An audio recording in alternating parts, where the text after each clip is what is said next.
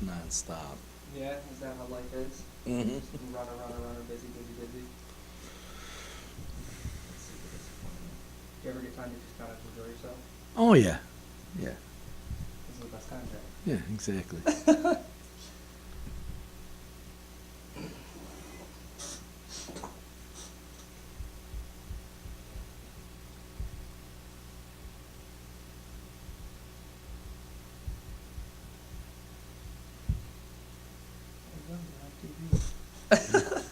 Wonderful. Does this go on? Oh, I would put it on. Yeah, because it just makes sure that you can hear yourself properly.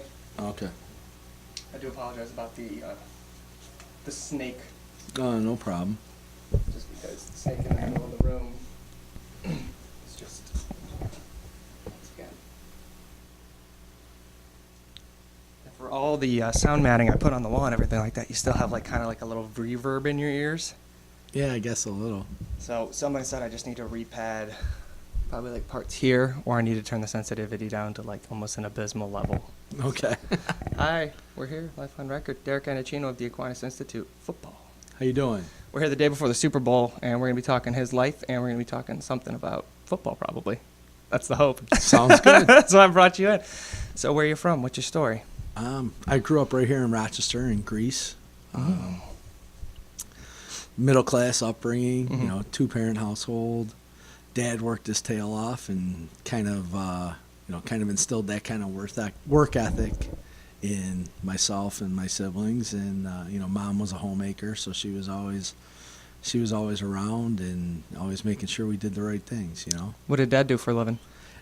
He was a self-employed bread distributor. Oh, that's awesome. Working for yourself, that's the dream, right? Yeah, well, yeah, that. But I'll tell you what, there wasn't a lot of family vacations. He worked 6 days a week, 12 hours a day. Oof. So, but that's the kind of work ethic that, he instilled in us. Were your parents born in America? Yes, they were. Okay, so they're obviously that's just kind of like where it went. So how did he get into running a bread distribution company?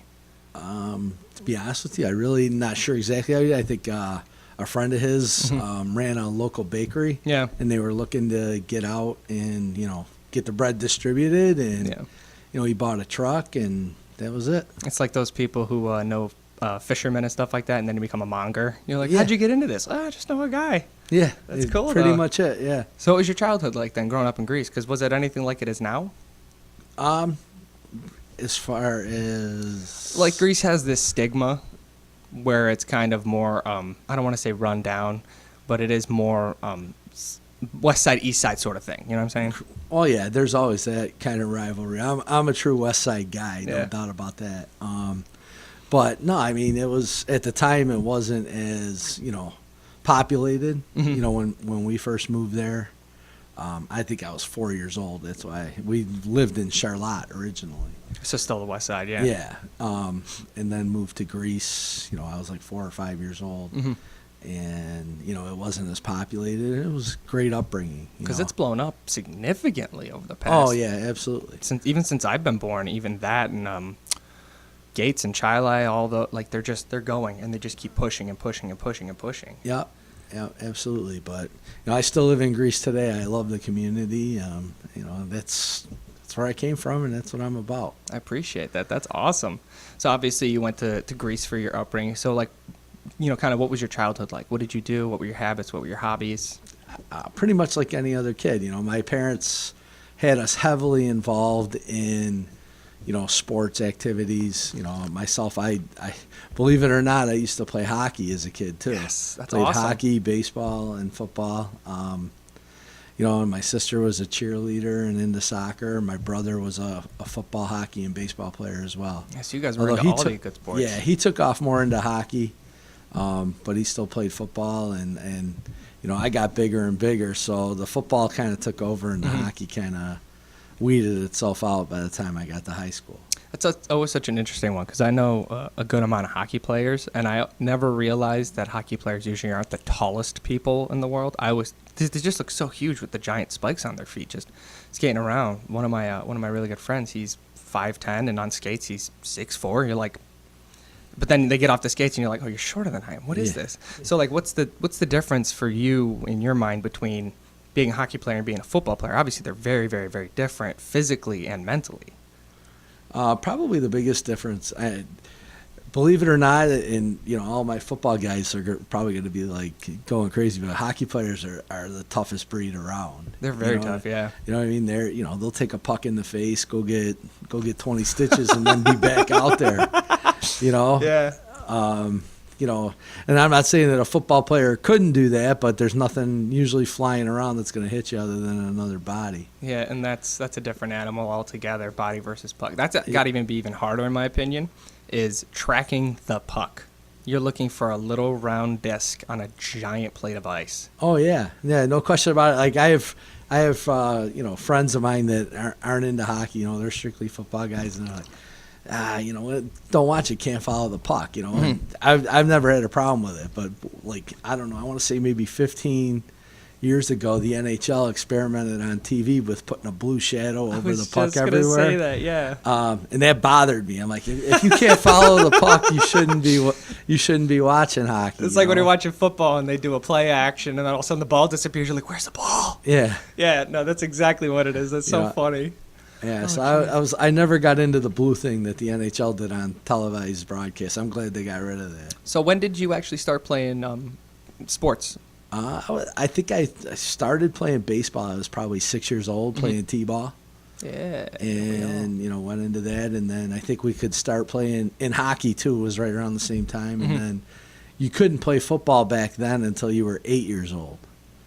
Yeah, that makes sense. It was 8 years old. Now, nowadays they got, 5-year-olds starting in flag football.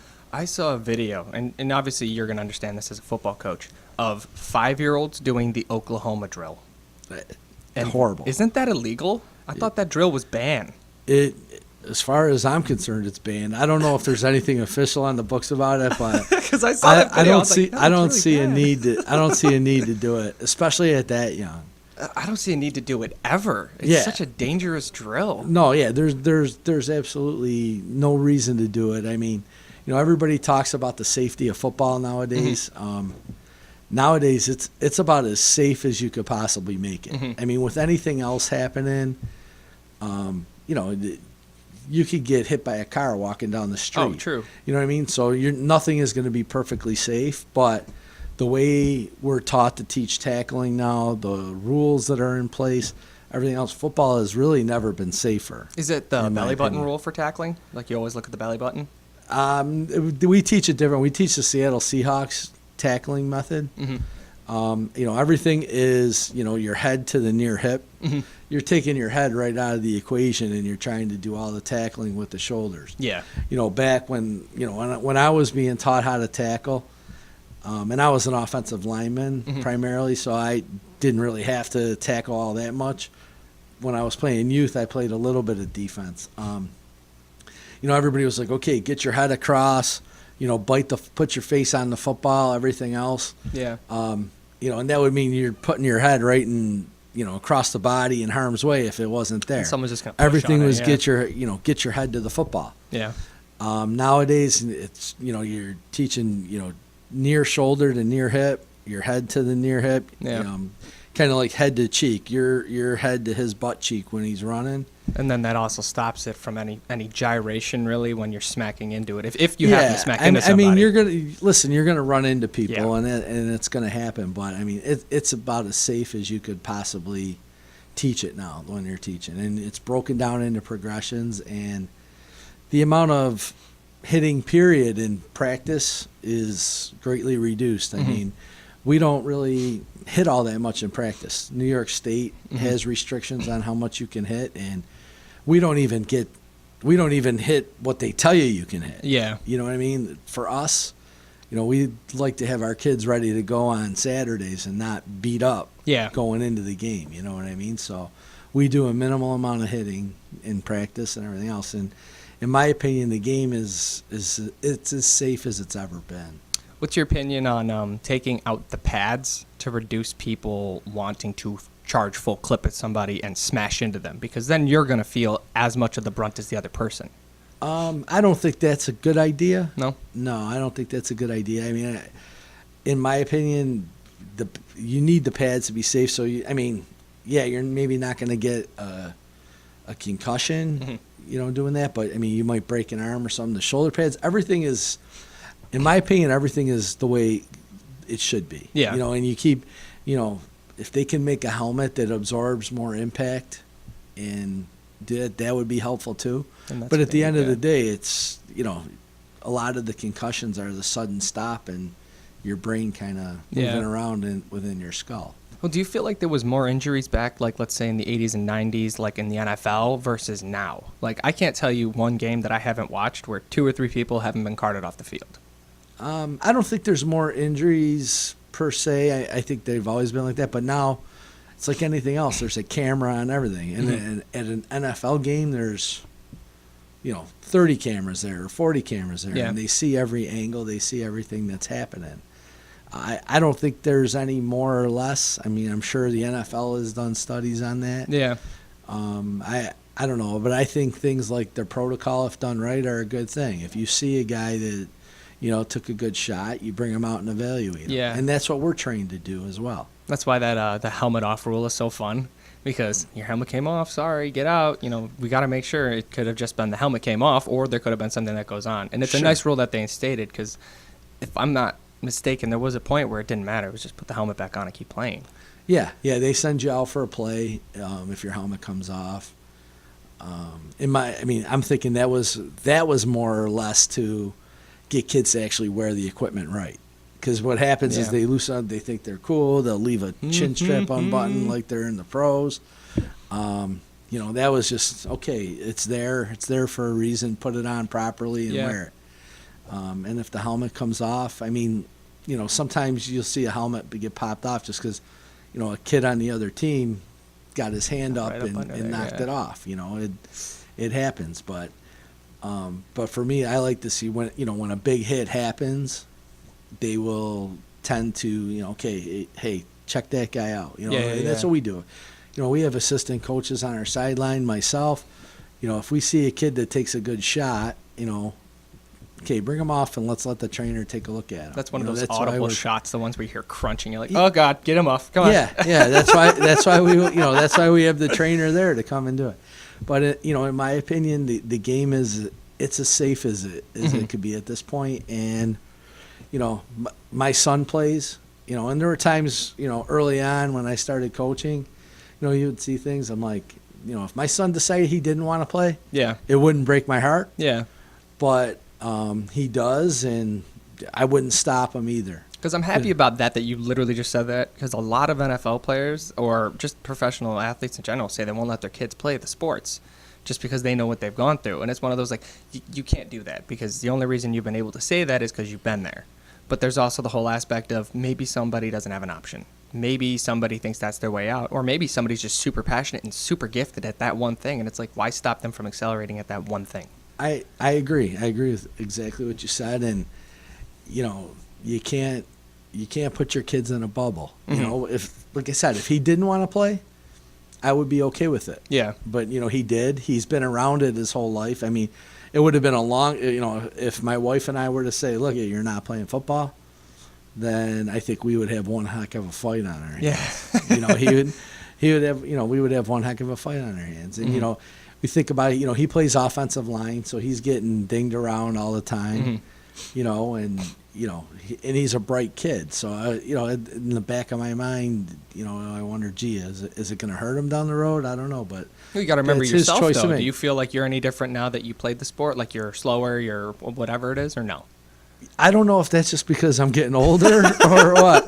I forget things sometimes, but it could be just because I'm getting older. And I forget what I had for breakfast. The more stuff you get in your head, the less room there is for it. Yeah, sponge is only so big, right? Exactly. So I don't know. I can't really speak to that. I can tell you this. I mean, with all the training that we've gotten over the years for concussions and everything else, if I was to look back on my life, the sports that I played, I probably got maybe 2, 3 that would have been diagnosed as concussions while I was playing. And I've got 2 I know for sure. Yeah. Coaching.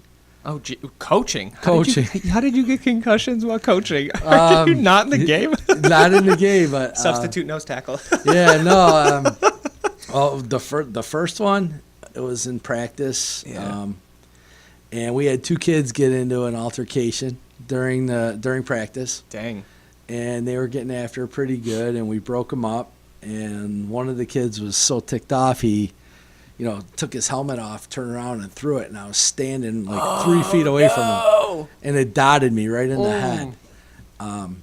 So that was. I actually went and saw the trainer. KO'd. I was like, he goes, yeah. He goes, you got dinged up pretty good. And then another time I was. How bad did he feel?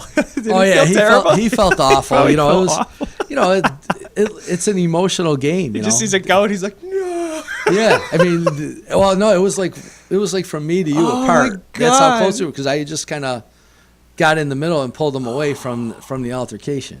So you got wrecked just to do a good thing. No Yeah. good deed goes unpunished, right? No, exactly. That's So terrible. that was probably about 10 years ago, and then about 6 years ago, we're doing drills, and I'm coaching the linemen along the sideline, and a receiver and defensive back were running pass routes, and the 2 of them crashed into me and I didn't see them coming. Oh, no. So the 2 of them crashed into me at the same time, and that was, I didn't get hit in the head, but that Yeah. was more of a whiplash type of thing. Yeah, you got wrecked by 2 Oh yeah, kids I got hit clipping pretty at you. good. Oh, my goodness. See, that's the worst. Like, if you can see something happening, like, you're like, okay, this is going to suck. But, like, if it just randomly happens, like, all that adrenaline just bursts through. You're like, what's going on? Fight or flight. I got to get out of here. That was it. And of course, you get hit, you got to be the big man. So I got up, I stood up right away, everything was good, and Yeah. I was like, whoa, that was a good shot. You feel your brain kind of going back to center real quick. Yeah, I was kind of like, wow, Yeah. that was a good shot, but kept going. And so I mean, I guess the point is you could be doing anything, Oh, for sure. and anything can happen to you. I knocked myself in the head with a jump rope when I was a kid because I was trying to climb a tree. I'm pretty sure that was my first concussion ever. I was trying to climb a tree. So I mean, everything is dangerous, but it's all about whatever you're doing to kind of eliminate as much of the danger as possible. Right, and that's what from the NFL on down. Everybody's doing what they can do to mitigate that. And in my opinion, the rewards and what the game brings you, it's a good risk reward as far as I'm concerned. I know the things that my son, or myself, my brother, anybody that I've known, my friends that have played football that I'm in contact with, any of us will say, they wouldn't change a thing. Yeah, maybe we're a little bit sore getting out of bed in the morning nowadays, but they wouldn't change a thing because of the types of things that the game teaches you. That's one of my biggest regrets was not playing in high school. I had the opportunity. I was a freshman. I was like, no, I'm just too much of a baby. I'm gonna go run cross country. So I went and I ran cross country for 4 years. But it was one of those I had the opportunity and I was like, because they needed kids who could run. Sure. So they asked me We and like kids who another can friend run. exactly. They asked me and another friend of mine who were both runners at the time, and I was like, I'm not going, dude. I've never done a contact sport in my life. And he's like, okay, I'll go with you to cross country. So it was one of those we could have gone and we could have played. We probably would have been bench warmers because we had a decent program, but there was the opportunity, and that was one of those things I always regret. So as an adult, I run the Rochester Recreational League, and then we haven't played in a few weeks because of this.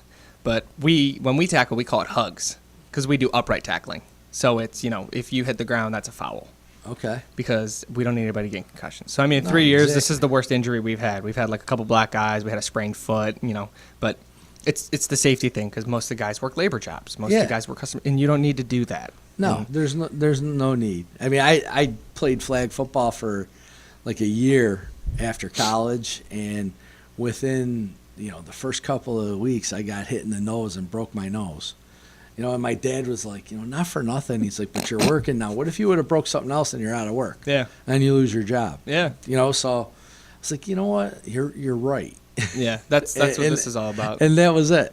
That's what I told the guys already. I was like, when I come back, I was like, we're switching to flag or we're done. I Yeah. put in all the effort. I'll do all the growth. I do all the research. I do all the reach outs. At that point, it's my way or we're done. Because Right. I'm not going to risk losing more work because of it. So, No. but people just kind of want to get out there and play. You'd be surprised how many people, as adults, don't have a physical spot that they can go and they can do some sort of competitive sort of game without paying for it. Because that was one of the things I was big on. Was it needs to be free. Right. I don't want to rent a facility. We play in the middle of winter.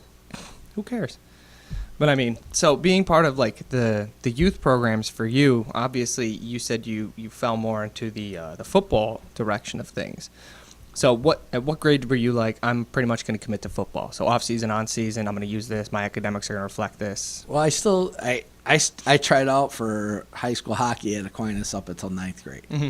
And honestly, I don't think it would have mattered. But when I went to tryouts, I had broke my thumb playing football during my ninth grade season of football. So I tried out for hockey with a cast on and got cut. And it was kind of like, I don't know if I would have made it anyways. Probably not, because I mean by then I had gotten bigger and a lot slower, and that doesn't fly so much on the ice.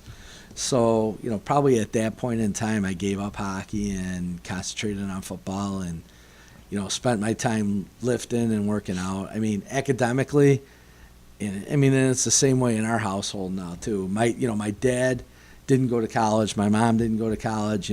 They were hell bent on us, having what they would call a better life. And not having to work as hard for it. So, they drove us to college. Academics was always key, and it's the same thing with my wife and I and our kids now. They're not going to be, my kids aren't going to be professional athletes. They're going to, their bread's going to be buttered with their academics. And, and now as a football coach, that's what I try and tell the kids that I coach as well. My son's heard the message over and over again. But I try and tell them that, you can use football as an avenue to get out, but you got to make sure your academics are where they need to be. Yeah, I mean, because it's a percent of a percent of a percent of people who play the sport who even have the opportunity to try and get in. Yeah. And it's just an unfathomably small amount of kids. And that's for all sports across the board. Oh, exactly. And it's just like so many people put all their eggs in that one basket. And you're like, come on, you need to have a fallback. That's right. You need to have, your education. Education should be a priority, and everything else the fallback, as far as I'm concerned. But if you can utilize it as a tool to get you, a break in college or a scholarship, whatever, that's great. That's fantastic. But you're not going to get there unless your grades are there. Yeah, for sure. Especially nowadays, the NCAA, they want your grades on point, and it has to start when you're a freshman.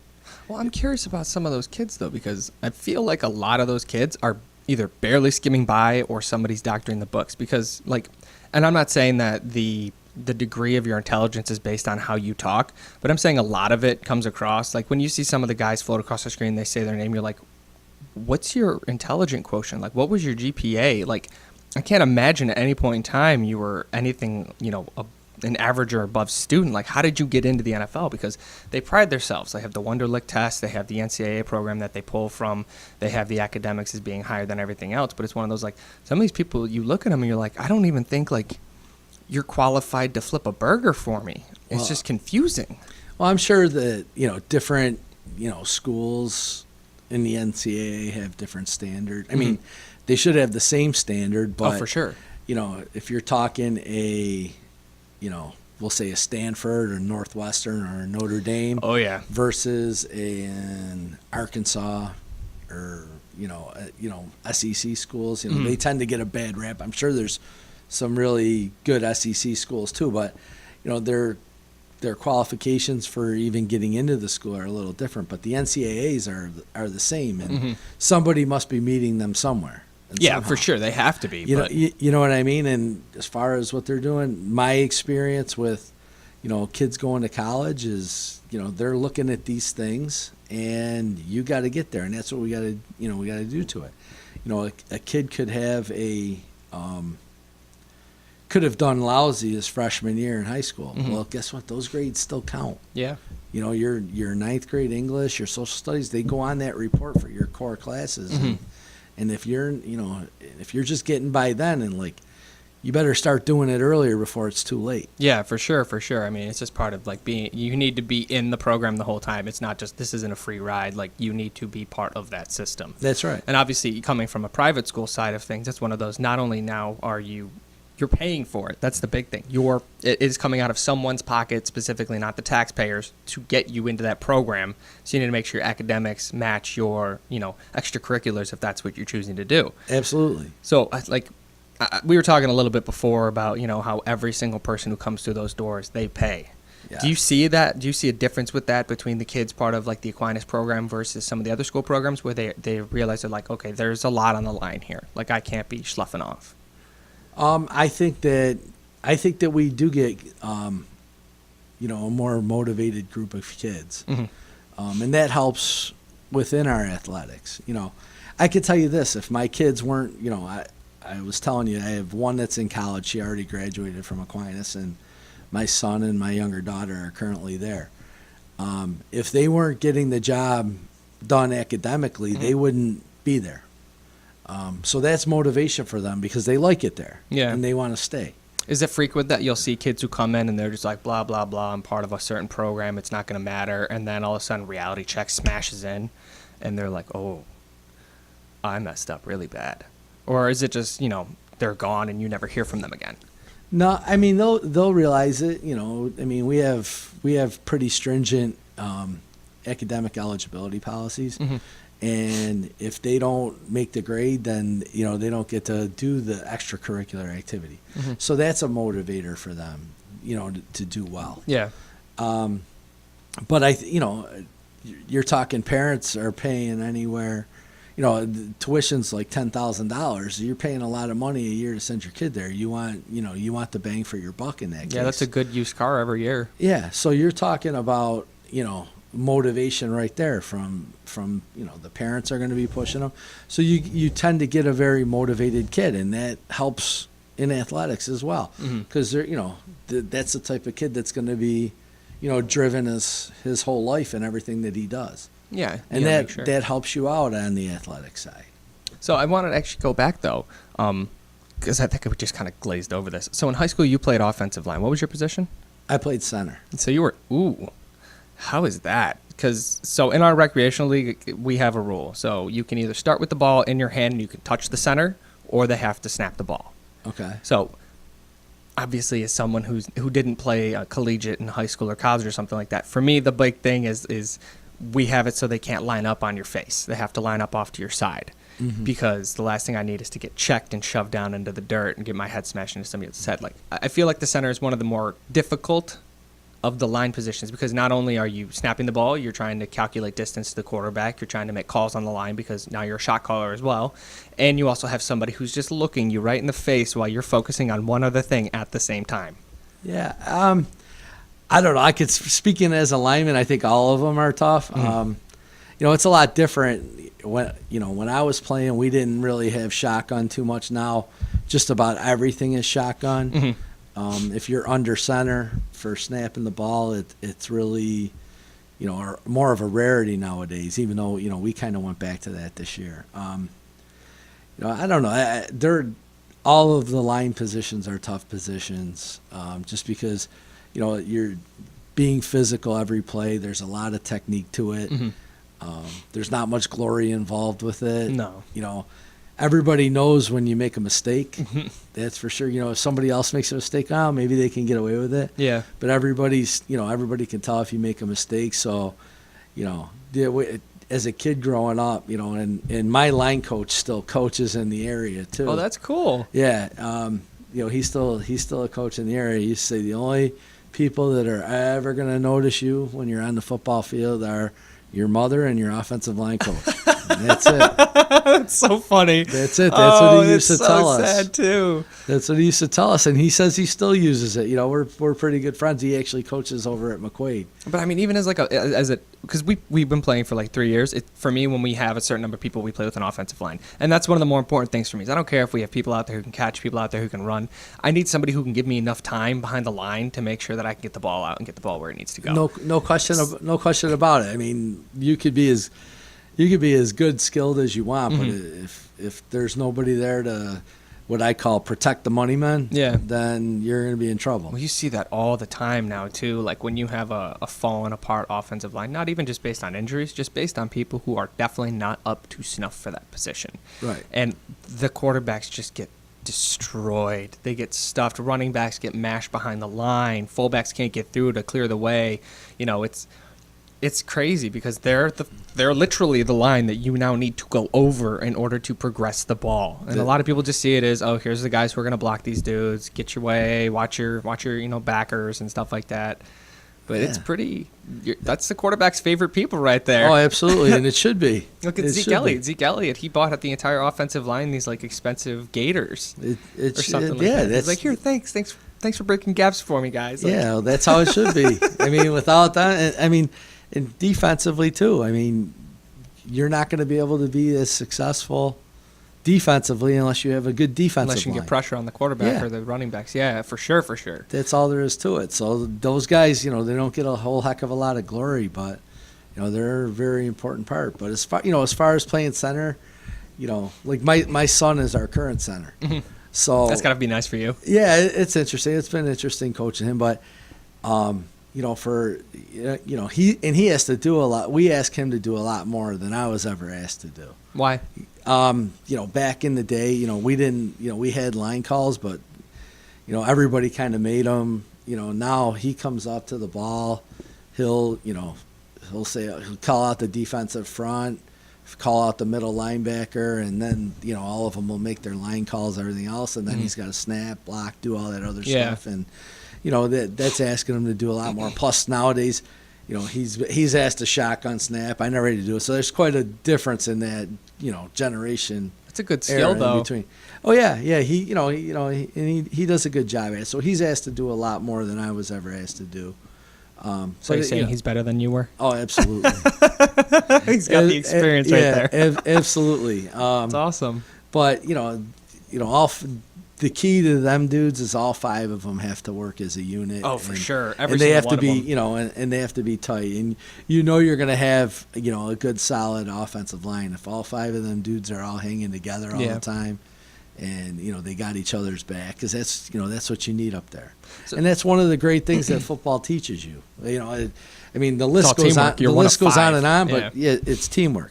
A play isn't going to work unless all 11 of you are doing your job. Mm-hmm. In particular, up front, unless all 5 of you are doing what you're supposed to be doing, things aren't going to work out well. So you figure things out, and you do things like that together. And that's one of the things it teaches. Because I've in my adult work life, I've been on several project teams in my life, and if I didn't know how to work with people, and they didn't know how to work with me, then things are going to fall apart, and you're not going to get things accomplished. Oh, for sure. So that's probably the best life lesson that football can give you. That and learning how to face adversity. And not just that too, but now if you've if you failed, you've just let down everybody next to you, everybody behind you, and everybody around you. So it's not necessarily about understanding. It's I need to do what I'm here to do because everybody else is relying on me because they can't do what I have to do as well. Right. And you'll see that a lot where someone will just kind of fall apart off of it. And it's, oh, never mind. It's like, you don't need to be there right now. You should go. Well, the other thing, though, is, it's not really a failure. It's an opportunity to learn. Mm-hmm. And that's the other thing. Listen, that guy across the ball from you is there to make you look bad and do it. And you're not going to win every one. Yeah. So you need to learn how to come back and face that adversity and come back from that and not give up. Mm-hmm. There's so many lessons that this game teaches that, like I said, that whole risk-reward thing with the chance of an injury or anything else, in my opinion, it goes out the window. Mm-hmm. Yeah, for sure. You know what I'm saying? The stuff that you've learned socially, and how it shapes your work ethic and shapes you as a person, outweighs I might have broke my arm, or I got something like that, and you're getting your head dinged around a little bit now and again, and I'm sure your chances increase the longer that you play. Mm-hmm. But as far as I'm concerned, the reward outweighs the risk. Because I was going to bring that up. There's been programs that have talked about not letting their kids play tackle until they are in high school, and obviously that it's kind of like it's double-edged sword. So it's going to be good for them health-wise, but it's also going to be kind of negative at some point because you've lost all those years of learning how to tackle and getting really good at it and getting the muscle memory and stuff like that. So do you think that's an issue? Do you think that's a positive or negative? My opinion, I think it's a negative for just what you said. I think that if they can start with contact, maybe 8, like I started at 8 years old, maybe that's a little bit too early. But I definitely think, a couple of years before high school, so maybe 10, 11 years old, you have the contact. You're talking like 6th, 7th grade, roughly. Yeah. In there. You know what I mean? Couple years before high school. Like your modified squad, right? Yes. Yeah. You learn how to tackle then. You have to learn how to tackle before you get thrown in It's super with important. the Wolves. Yeah. You know what I mean? That's how I feel about that. I'm an adult and I don't know how to tackle properly. And I'm going to tell you this too. When, I remember when my son was playing flag football, it was amazing the amount of times that you saw kids getting hurt because kids are getting bounced around and they're hitting their head off the ground. Oh, yeah. Or things like that. There's still contact and they're running into each other without equipment on. Yeah. You know what I'm saying? So I'm not so sure that's the answer. I'm sure there's a lot of people smarter than myself that are out there trying to figure that out. But I think that there might be a happy medium in there. Maybe 8's too young. Now, they have weight limits for little kids. That's why, like, you see developing linemen at a high school or at a premium because your linemen tend to be your bigger kids. Oh, yeah, for sure. They're not even allowed to play until they get to high school in some cases because they're too heavy. They're just going to crush somebody else. Yeah. Well, yeah, they're too heavy for the league, that's so they're not crazy. even allowed to play. I remember when I was a kid, I was always on that heavier side. I mean, I would have to lose 15, 20 pounds. That's big for a kid. To play. That's a lot of weight for a kid to lose. And I did. Leading up to that initial weigh-in. Yeah. I remember going and spending the day in a friend's sauna. Oh, geez. And we'd go in and out of it every hour. we wouldn't eat anything for 2 because we were both in the same boat. That's so much dedication. How old were you? Oh, I was, 9, 10 years old. Oh my God, trying you're to a get child. trying to get down to that weight limit because I wanted to play. That's awesome. But that's what happened. I mean, had I spent more time exercising through the rest of the year, I probably would have been all right. That's so fascinating that occurred to you as a 9, 10-year-old that you're like, all right, sauna and no food will help me cut some weight so I can play the sport. Like, that's so cool. Yeah, but it's not safe. No, it's not the best way to go about it. Not But talking about experiences, that's what we did. But that's what they got in place now. And I mean, the weight limits were always there, even when I was a kid. But now they're more stringent about them and everything else. In all reality, I think that, letting kids tackle and have contact before high school is a good thing, but, maybe 8 years old is too young. I don't think starting them any younger is any better.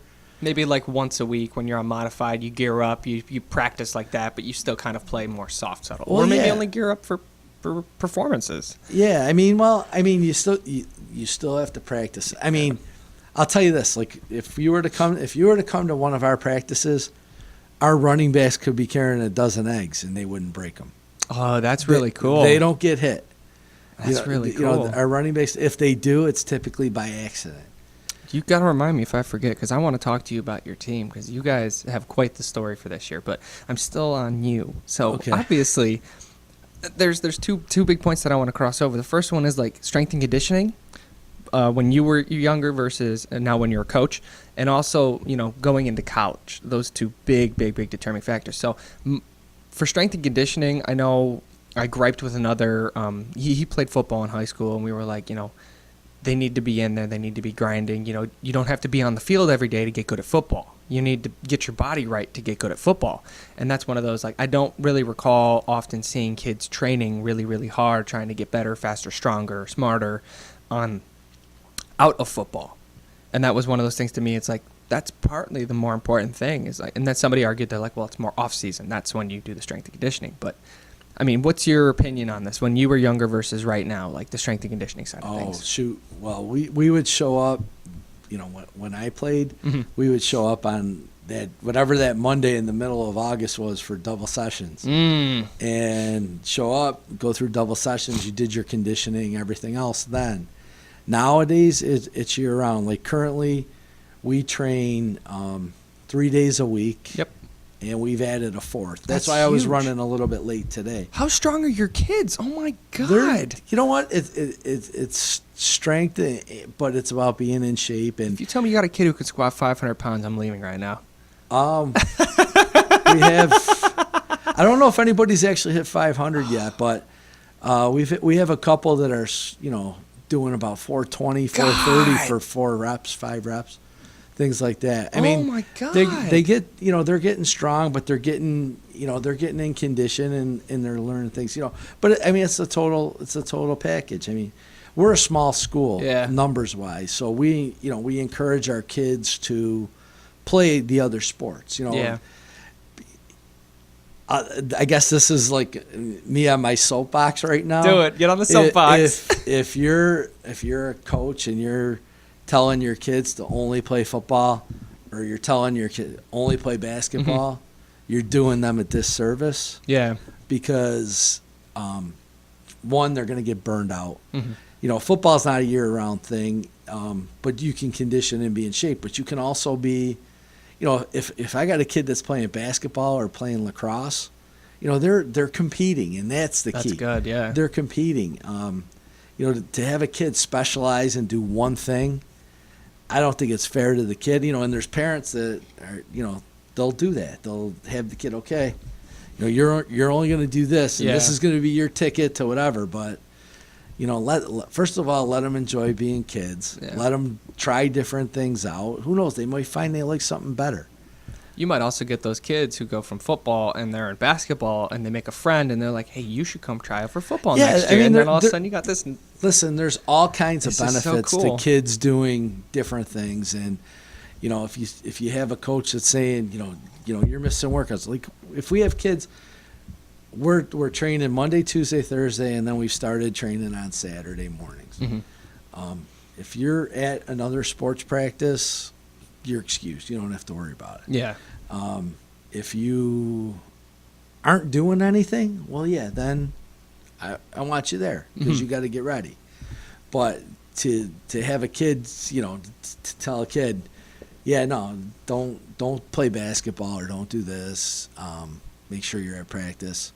That's doing them a disservice. It seems pretty like a phony excuse. Well, like yeah, I mean, prestige. but that's what you see, and I don't want to pick on basketball, but basketball they can play for their school, then they can play AAU, and then there's this and there's that, and you're getting the kids that think that okay, they're going to be basketball players, they're putting all this time in, but you get a 6'2" basketball player who might be a great basketball player, and that's great.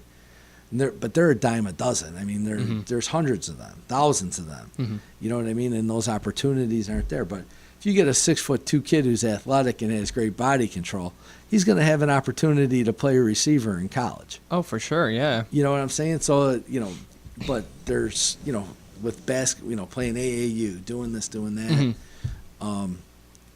That kind of limits their scope of things. Yeah. So I don't know. I believe in having kids play all different kinds of sports and letting them do what they got to do. There's also the ability, too, by crossing different sports, of learning that you might be good at a different skill. So, like, you might not know that you have the ability to transfer motion and weight while playing football because that's not your position. And then you come back the next year, you're lighter, and they're like, you can play running back now. Like, I can't believe the way you're moving. It's like, oh, it's from basketball, like side steps and this and that. Yeah. It's just like an interesting little thing you never know you're good at until you try different stuff. Exactly, and as long as the kid themselves can balance playing sports, multiple sports, and their academics and and their social life, it creates an overall healthy, adolescence for the kid. Yeah. You want kids to be well-rounded.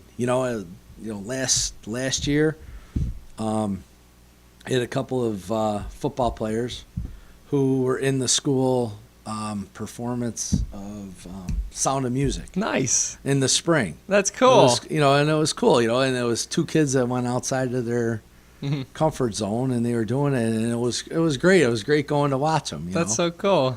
So as long as they're doing things and they're staying out of trouble and they're doing the right thing, and that's a good thing. You know what I mean? Because at the end of the day, coaching's about relationships, and you want to encourage them to do whatever that they want to do. Oh, definitely. You know, so So you were talking about the strength and conditioning. So do you think that the it's changed significantly since you were younger to now? oh, absolutely, absolutely. I mean, like I said, everybody's trying to throw up a whole bunch of weight, but there's so much more to it. There's flexibility. There's footwork. There's all kinds of things that go into that strength and conditioning, and making It is two kids parts: prepare. strength, conditioning. Right. Different animals. Yeah, altogether. back in the day, you lifted to get strong all year long, and then you showed up and got conditioned in that 2 weeks. And it's that conditioning right there. That's that fourth quarter takeover. That's Yeah. when your guys show exactly how much endurance they have. They've been trying all season. They've been pushing and pulling. The other guys are breathing heavy. And you're just like, oh, let's keep going. Fourth Yeah. quarter. Let's keep playing. Yeah, well, that's why, like I said, nowadays you're expected to show up in condition, for your sport in August. I mean, we shouldn't have to spend a whole heck of a lot of time conditioning Yeah. you because of everything that we're doing.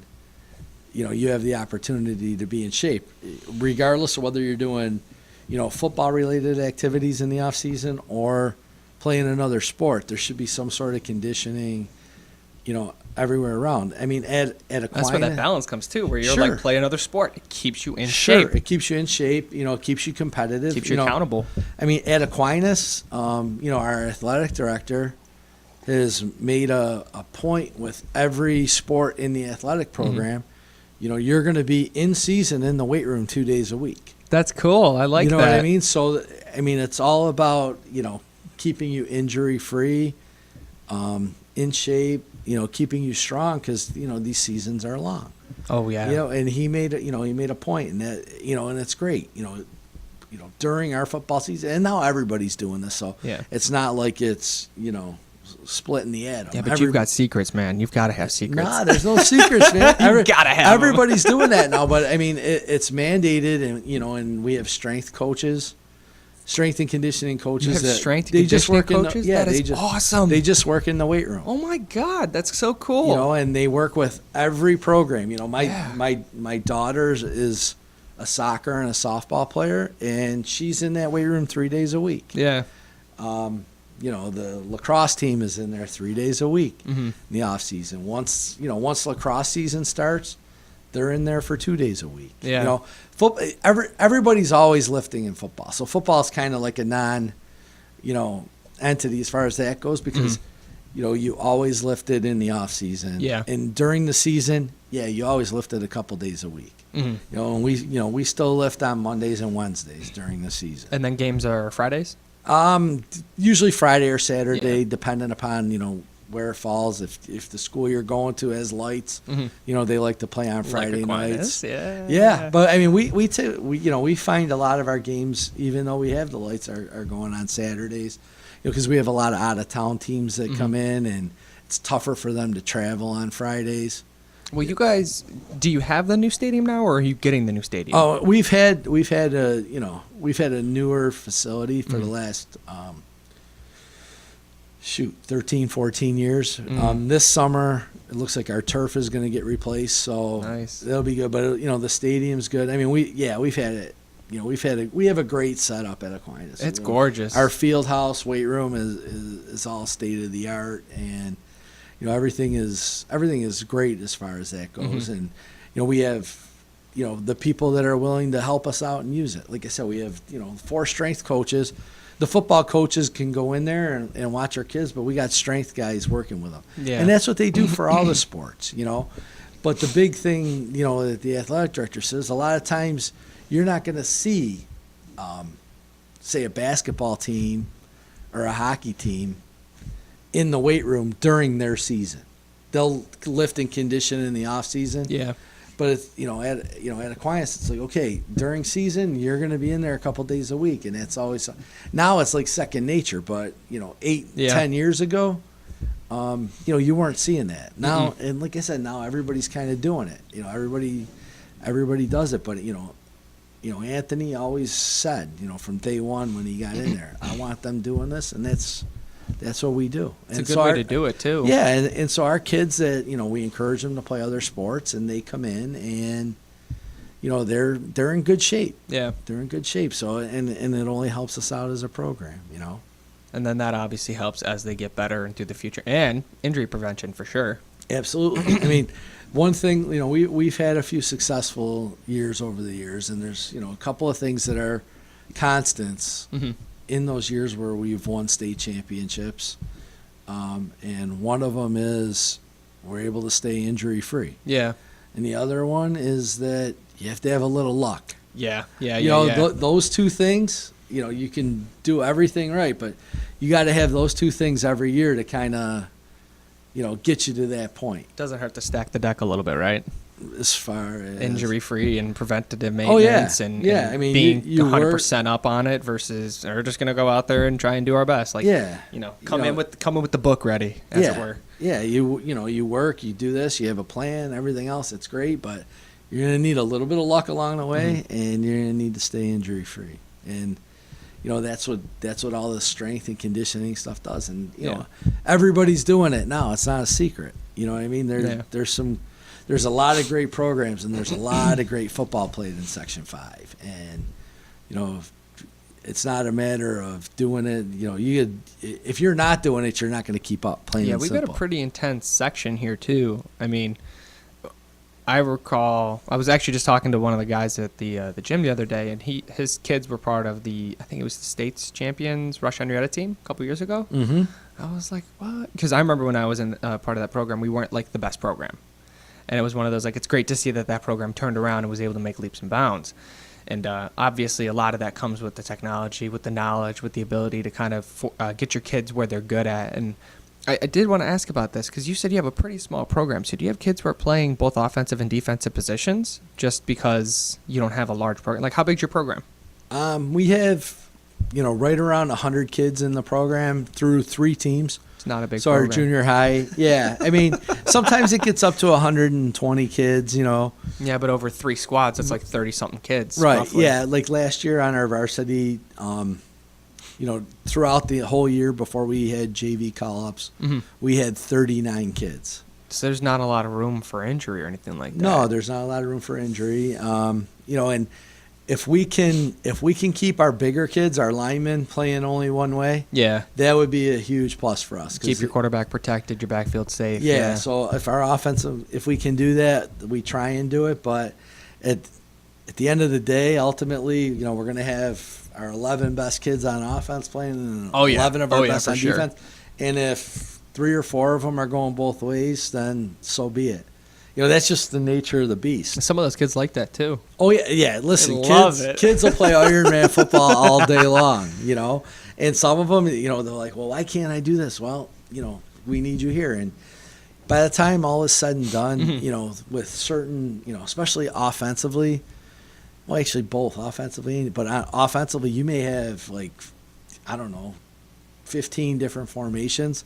Some of them you have 4 wideouts. Some of them you have 3. Some you have 1, 2 tight ends, and 2 backs. Yeah, things like that. So you're getting kids in and out, and some of them are playing. Actually, a lot of them are probably playing part of the game both ways. Yeah. Same thing defensively. You have a goal line set. You might have 7 or 8 bigger linemen in there. Or, if you're playing a 30 front against a team that likes to throw the ball all over the field, you might only have 3 linemen and 8 skill kids back there. And those skill kids might be your receivers and your running backs. So I feel like you're saying that you guys make a lot of adjustments. Like, I feel like once you hit a certain point, if you're a 4-3 or a 3-4, that's what you are for that season. But what I'm gathering from what you're saying is you might go into one game as a 4-3, switch to a 3-4 later, and then run, double or triple safeties or less corners and more mids or whatever it is. Like, that's very difficult to do. That's got to be hard to kind of do on the fly and get the kids to know what they're doing. Well, we try and keep it as simple as possible. One of the things I learned as an assistant coach going through is if you ever become a head coach, you better surround yourself with some good people. I was going to ask about your cabinet. Yeah, so you surround yourself with good people, and that's what I did. I was fortunate enough to do that. I have an offensive coordinator. I say, here's the offense. It's yours. Yeah. The defensive coordinator, here, it's yours. And they scheme up all that stuff. I couldn't coordinate either one of them. No? And I wouldn't try to. Oh. No, I'm a special teams guy. But Nice. I couldn't coordinate either one of them, nor would I try to. But I got, in my opinion, the two best in the business around here, doing what they're doing, and I leave it to them. And if if my defensive coordinator tells me, look, we're going to go into this game with our base package, but we're going to play a lot of nickel or a lot of 30. Okay, you're the man. Yeah, you've probably read the offense a lot more than I have at this point. Yeah, you've done the film. Let's do it. Or if we're going into a game where a team is going to be double tight, two backs. We're going to play some bear. So that's what they'll tell me. I'm like, all right, that sounds good. I kind of leave it up to them. And, they just let me know. It also reflects really well on your kids to be able to adapt week to week to these different sets, different systems, like being able to find the little hiccup that the other team has been showing, and they're like, hey, we're doing this, and your kids are like, all right, let's switch, whatever. Yeah. Well, that's the thing. They're, that comes with that motivation we talked about earlier. They're motivated to want to do well.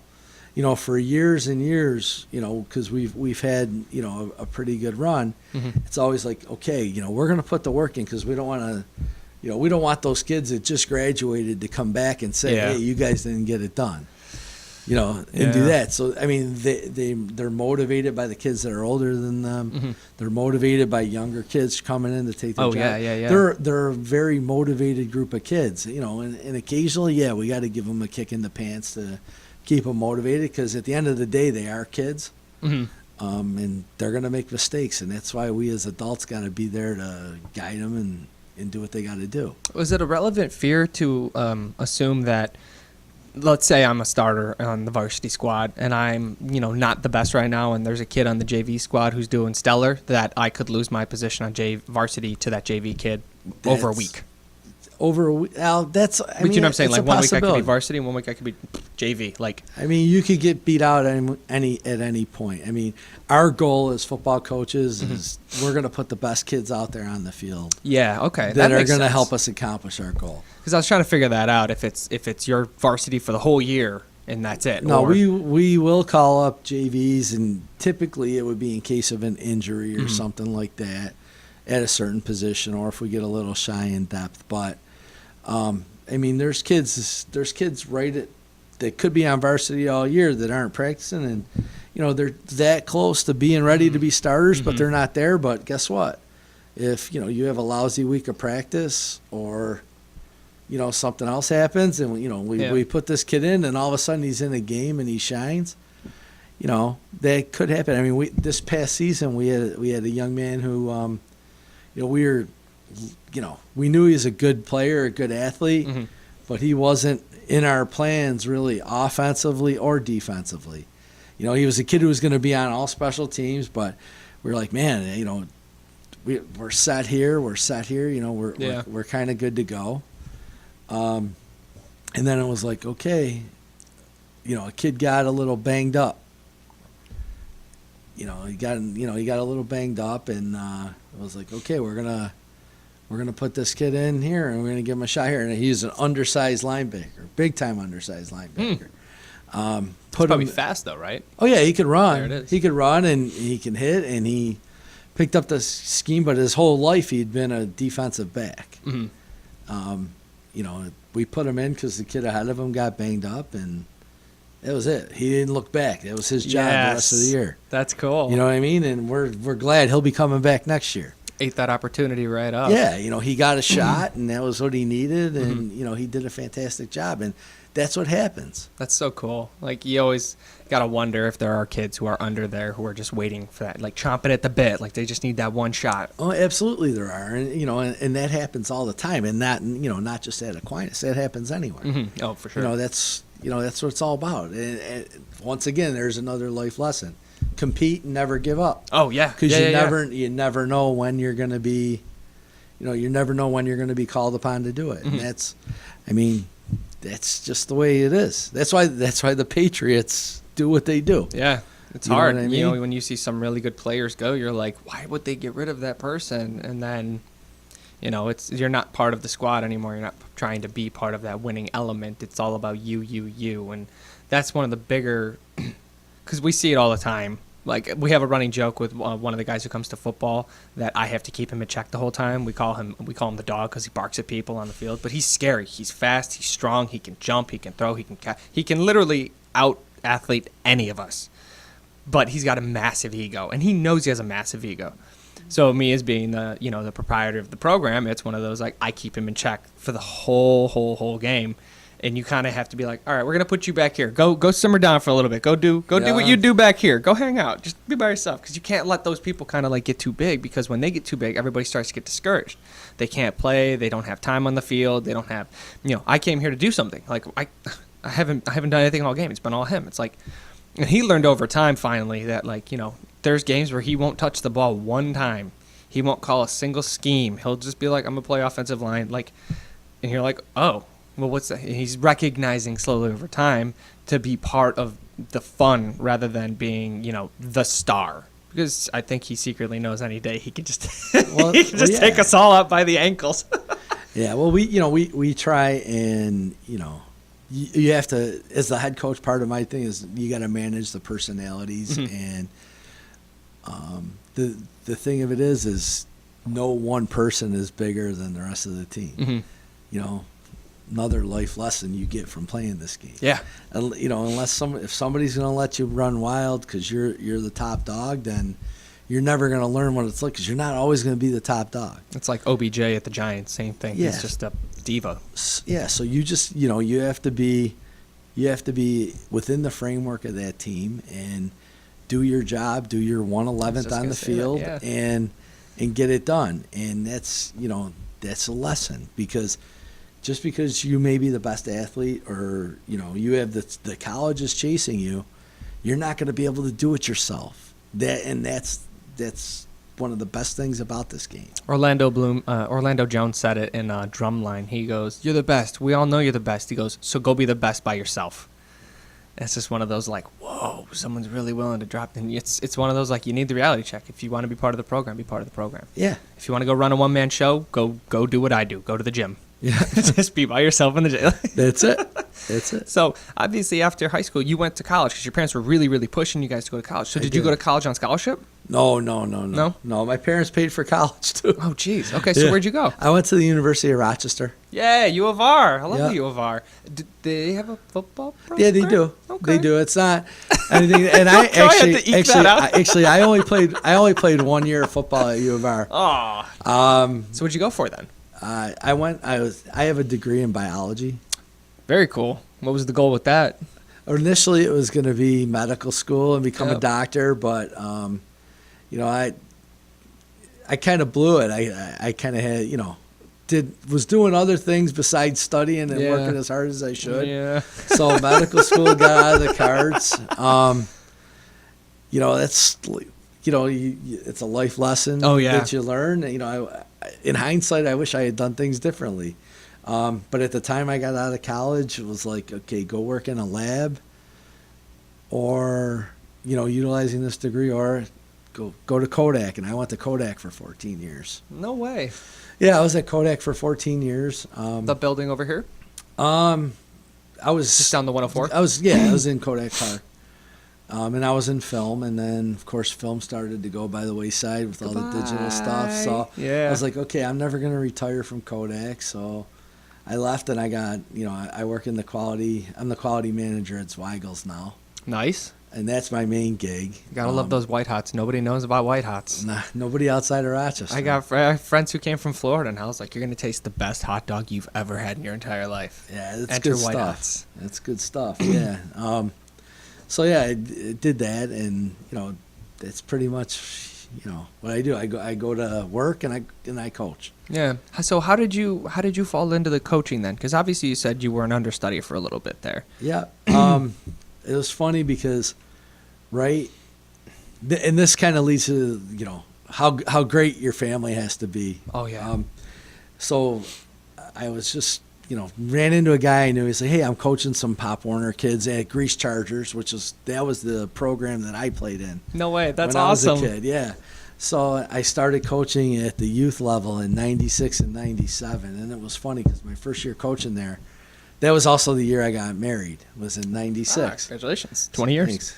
Yeah, it'll be 22 years this year. So we were, Pop Warner started August 1st, so I went through the whole month, and my wife and I got married August 31st of that first year. Mm-hmm. So we went, on our honeymoon. We went to Jamaica for our honeymoon, and we were supposed to be flying back on that Sunday. Yeah. And that was also the first game. So I was like, I talked my wife, and she was great into flying home a day early from our honeymoon so I can make the game. That's awesome. I love it. And she bought into that, and she's been kind of a football wife since. So, I coached there for 2 years, and then the then coach at Aquinas, Anthony Lapani, his family actually ran the bakery that my dad started working for. Wow, that's a small world. Yeah, so, and, I had known Anthony, growing up. We had played baseball with each other and everything else, and he had heard I got into, coaching these little guys, and he said, he goes, why don't you come out and coach our freshmen? You seem to do a good job with the younger kids. Mm-hmm. So I'm like, all right. So in '98, I coached the freshmen at Aquinas, and then he left. Mm-hmm. So the next guy coming in was Dave Neiman, and I'm like, okay, well, that was pretty good. One and done. Everybody, as you come See in, if you can rattle up the line, you bring your own staff in, So I figured, okay, I coach. I'll go back and coach the Chargers. And then, when Dave Neiman got the job, and I had known him as an acquaintance prior to that, he had called me and asked, if I wanted to stay on staff and come up and coach the line on the varsity. I was Wow. like, yeah, that was exactly my reaction. And he took a shot, and that's where I coached with him, and then we had Rob Snedden came in for 2 years, and then the last guy before me was Chris Battaglia. Yeah. And there's a lot of I learned a lot from every single one of those head coaches as we were going throughout the years. It's cool, though, that you got to stay in that slot and then just witness other people and do what they do and then see how they kind of adjust when it's a run-first offense to a passing-first offense to a, we don't have enough wide receivers, so we're going to run more tight ends this season. Like, you got to bear witness to all that, and then your line gets to change, and you get to learn what they learn, and you get to get better than them the year before, the year after. So you're not like the highest pressure stake job, but you're sitting right there with a clear view of exactly what's going down every single day. Yeah, you can, you see, you learn the good things from everybody, and you learn the bad things from everybody. And just like I'm certainly not perfect, I'm going to do things wrong. Mm-hmm. And, hopefully whoever, takes my place after that has picked something up, or, the guys on my staff have, can learn, either the good things that I do or the bad things that I do. I mean, that's what life's all about, is learning. The day you stop learning, you're dead. Yeah. I've heard that line. Yes. The first time I heard it, I was like, God, that is so morbid. And then I was like, I guess that makes sense. It's true. It's true. So how did you get lucky enough to get the head coach position? And were you apprehensive about it at all? That's a lot of pressure.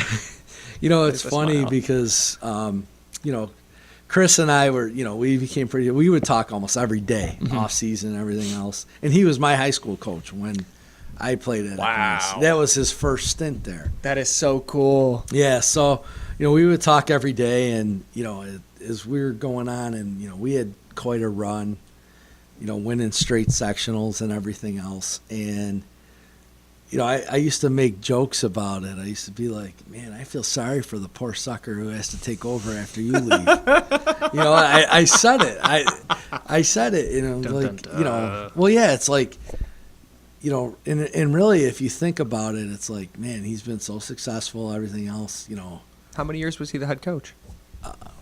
Well, he did 11 the second time around. Yeah, that's what I was referring to. Yeah, the second time around, he was 11 years. He was 06. Yeah, actually, 06 through 16. He just kept running it. Mm. Yeah, so, after 11 years, when he decided to give it up, it was like, okay. I talked to the other guys on staff, and, we were going to see if anybody within the staff was going to apply for it. And then any outside applications that they might get in. And we kind of talked about it amongst ourselves, and we're like, it was kind of like who wants to do it? Yeah. You know what I mean? This way because we knew that that despite the fact that we didn't make the playoffs that year, that we didn't have to tear down the whole thing and rebuild. Yeah, it. you weren't starting from scratch. You still had the foundation. We still had a good foundation. We still had, what we do and everything else. It was just, it was just kind of a down year. And, we talked about it, and I said, I'll do it if you guys are going to, I want you guys to stay on this staff with me. Yeah. You know what I mean? And with Chris leaving, all we had to do at that point was find a defensive coordinator. So I went in and I applied with my plan. These are the guys I want on my staff. And so you actually went from offensive line coach and you were defensive coordinator? No. Okay. I'm saying if I get the head coach job, we'd have to find a defensive coordinator. Oh. Because Chris was a defensive coach. Okay. He was a defensive head coach. Okay. And he put together the defense for the last 11 years. That's where championships are made. Yeah, exactly. He did a great job with that. And I know, like I told you, you got to have good people around you. Yeah. I knew I needed to get a good defensive coordinator, and that's what I went out and did. And we went in with the plan. And I'm just thankful that Mike Daly and Anthony Bianchi gave me the opportunity to do it. Yeah, because this is your second year as head coach, right? Well, this past season was my first. Yeah. Oh, it was your first. Okay. So we're going into my second, full off season, because I got hired in November of 2016, a couple weeks after Chris had left. So I did have a full off season, which is a huge benefit, because then I can kind of get my message out, which wasn't all that much different from what we did. We felt we had to button up a couple of things, but ultimately, there wasn't a whole heck of a lot that was going to change. When you're a coach in high school, as far as, your X's and O's and everything else, you can't lock yourself, and this is my opinion, somebody might tell you different, but my opinion is you can't lock yourself into a system and say, okay, I'm a spread guy, or, I'm a base 4-3 defense guy, kind of like what you were talking about earlier. Yeah. You need coaches that have the adaptability to adjust to your talent, because your talent's going to change every year, especially in high school. Over a 4-year cycle, you're going to get all brand new body parts. Yeah, and it isn't like you're in college where you're recruiting for your system. You know what I mean? The kids that show up and come through your door is what you're going to get. Yeah, because that was one of the remarks I brought to you before the show, is that people are always like, "Oh, you got recruited to go to Aquinas." That's a fallacy. Going to play. Yeah, that's a fallacy. That's so funny. Does Aquinas have open houses to get students in the building? Absolutely. Yeah. But it has nothing to do with athletics. Yeah. And that's a little bit of a sore subject with me, because I've been hearing about it for 20 years. The buttons. It does kind of push. But just be like, I'm going to show you the spreadsheet. Well, yeah. I mean, are there no geographic boundaries? Yeah. There aren't. But how far is the reach? But of it doesn't Aquinas? cost anybody $10,000 extra on top of their school taxes to go to a public school. Yeah. So, yeah. Oh, yeah. To me, that's kind of the factor that balances it out. Yeah, that makes perfect sense. No, but once again, it's pay for what you get. Like, you're going to a prestigious high school that you are paying good money to go to. Yeah. Same animal. And you get motivated kids to do that, and that's why we're successful. So now I gotta hit the sore subject for you. How was it starting your first season with a goose egg, and how did you come back from it? I mean, when you say goose, we didn't get shut out. No. We lost. Yeah.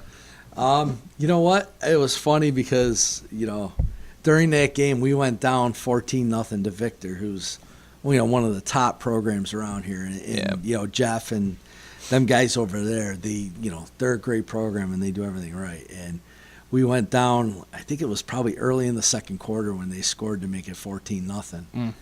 And my offensive coordinator, he looked at me, and he didn't tell me this until after the game. He goes, I looked at you after we went down 14-0, and you looked like you were going to throw up.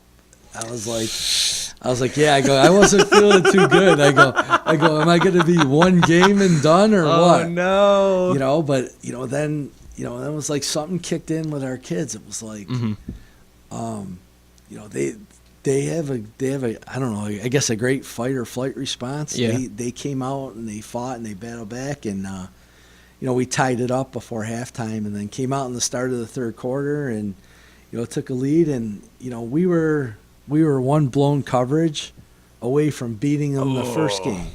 We were I think we ended up losing. It was 28-24. Wow, that's such a close game. But we were up 24-21 with 3 minutes left, and they came down the field, and Victor, they're mashing the ball down your throat all game long. They're run first offense, and they were running the ball pretty good, and we were still kind of young at linebacker and everything else, and we were a young team to begin with. And it was tough, and then all of a sudden they throw a pass. Now everybody, the kid who caught the touchdown pass is going to UB on full ride. Oh yeah. So everybody knows who he is. Oh jeez. And he just found his way out of the coverage, and we had a young kid in the secondary making his first varsity start, and he kind of didn't get out there, and they threw the pass and end up winning. But the one thing we took away was that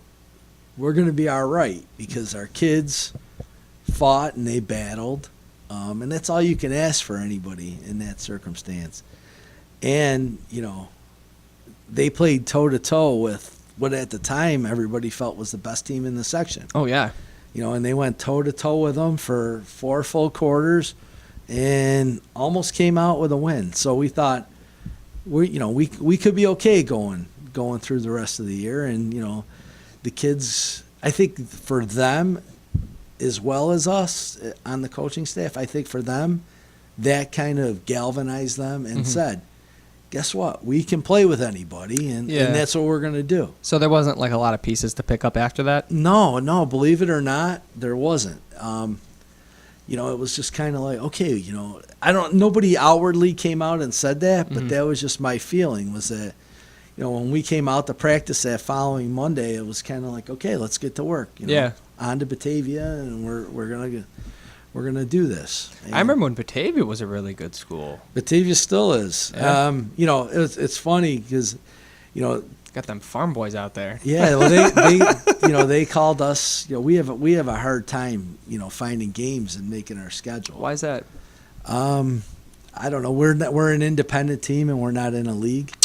That's odd. You'd figure there'd be an independent party for the Section 5 who does it for the whole Section 5. Yeah, no, I mean we went independent, a whole lot of years ago, and occasionally, some local teams will play us, but we mostly play a Buffalo Catholic schedule, and we have to find games. So last year, Coach Briggs over at Batavia calls me up. He's like, "Hey, we're open, Block 2. Are you guys open?" And I'm like, "Yeah." I go, and we'll play, because it was either that or we were gonna have to take a trip to Philadelphia. Ooh.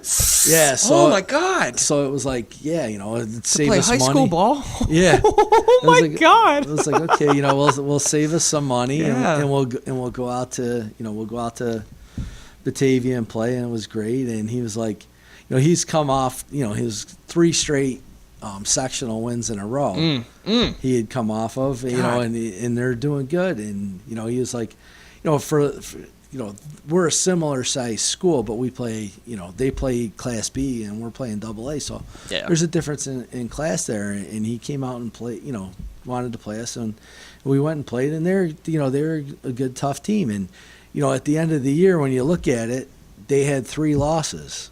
And their 3 losses were to the AA sectional champ, the A champ, and then the B champ in their class. Wow. Those were their only 3 losses. He does a great job with those kids.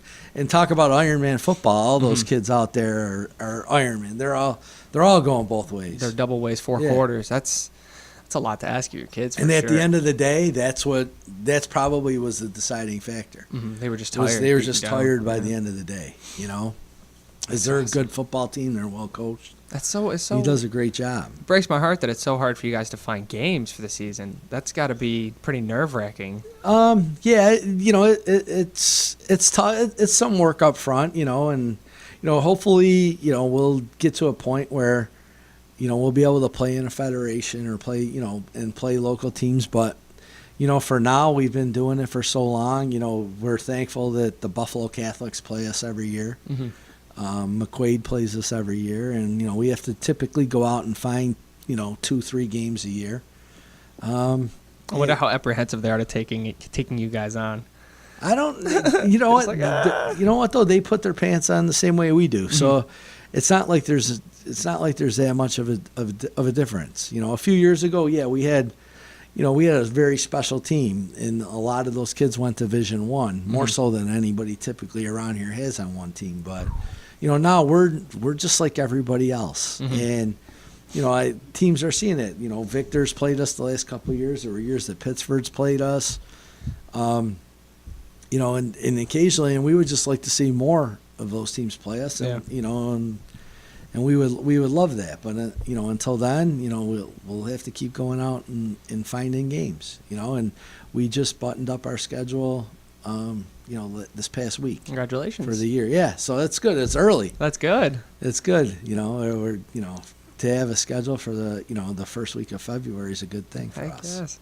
So obviously not losing the first game by a big margin and then rolling into the second game, like you're getting steam, your team is getting better. How does that play into the rest of the season for you? Because you've still got 9 games just for the season. Oh, the regular season it's 7 games. So we have, you have 6 more to play. And, as you're going through and playing them, it's just like, okay, just get ready for the next opponent. You know what I mean? So after Batavia, it was, okay, we're going to play St. Joe's at St. Joe's, which ended up being, they did a special thing in Buffalo. So the kids got to play in New Era Field. Wow, that is so cool. Yeah, so it was cool. But, St. Joe's loses a home game to it, but, we played there, and then after that it was okay. St. Francis is next, and just and we kept playing well. Did you get to start seeing the kids fall more into their role, and then them getting way better and better and better? Oh yeah. Or are they just consistent the whole year? No, we got better every week at what we were doing and what we were trying to accomplish, because we were so young going in. After that, everybody just kind of grew. I mean, the goal is to be better, get better each day. And, yeah, it needs to be. And that's what this group of kids did. They did that. Then when we went to Ohio and played well in Ohio, that was a good thing. You know what I mean? So it's just keep the ball rolling. And, we were feeling really good. And then we ran into that buzzsaw in Lancaster. That was we just didn't get anything going. They were the better football team that night. That is how it goes. But it's not a bad way to set up your first season, though. No. Listen, you can't complain ever about a sectional championship, and it doesn't. It doesn't matter how many you're a part of. It doesn't get old. Yeah. It's always that rush, and you're part of this new. Because a lot of people, they insist like you're riding the wave of like old victories and stuff, and it's like, no, this is different. We aren't the same people. We aren't the same team. We're not the same structure. We're not playing the same team, and even if we are, that team is also different. Yeah, everybody. Yeah, I mean that's the beauty about high school is everything's going to change every year. I love that. That's just such a. It's got to be interesting, just kind of getting yourself behind that, and then every year adapting, and obviously 1 year down, multiple more to go, and you're just going to keep getting better at it, and keep getting better and keep getting better. And I mean, well, that's the plan. Hopefully it barring pans no more out. concussions, right? Yeah, hopefully it pans out. So I have obviously, I've never talked to another a coach about this, but why is it that most high school and a lot of college programs are run-first offenses?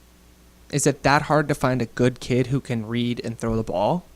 I don't know.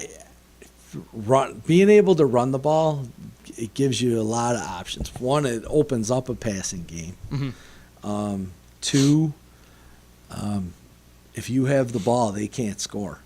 Yeah. I mean, at the end of the day, that's a big part of it. I don't know. I just think once again it comes down to how you can adapt to your talent. Yeah. You know what I mean?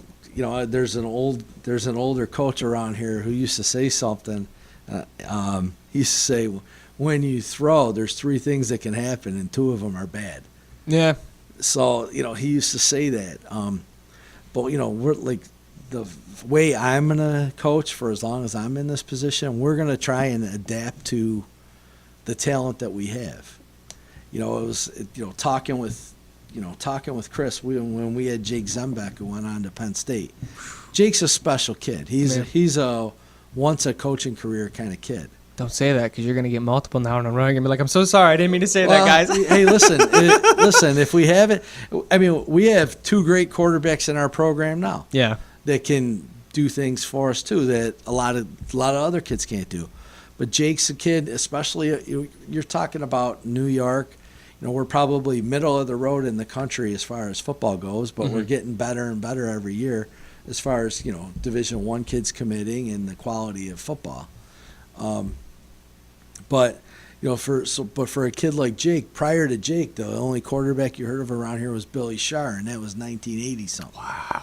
So that's kind of what you're talking about. They're a rare breed to have a quarterback that special around here. And when we had him, Chris and I were talking one day, and we're like, we got to find some, because we were a major run first team. How many running backs did you guys have this year, at least? Oh, we had 3 kids that can run the ball. You guys ran 3 backs that just kept trucking it down the field. Yeah, we had 3 that can run the ball, and our quarterbacks did a good job for us this year too.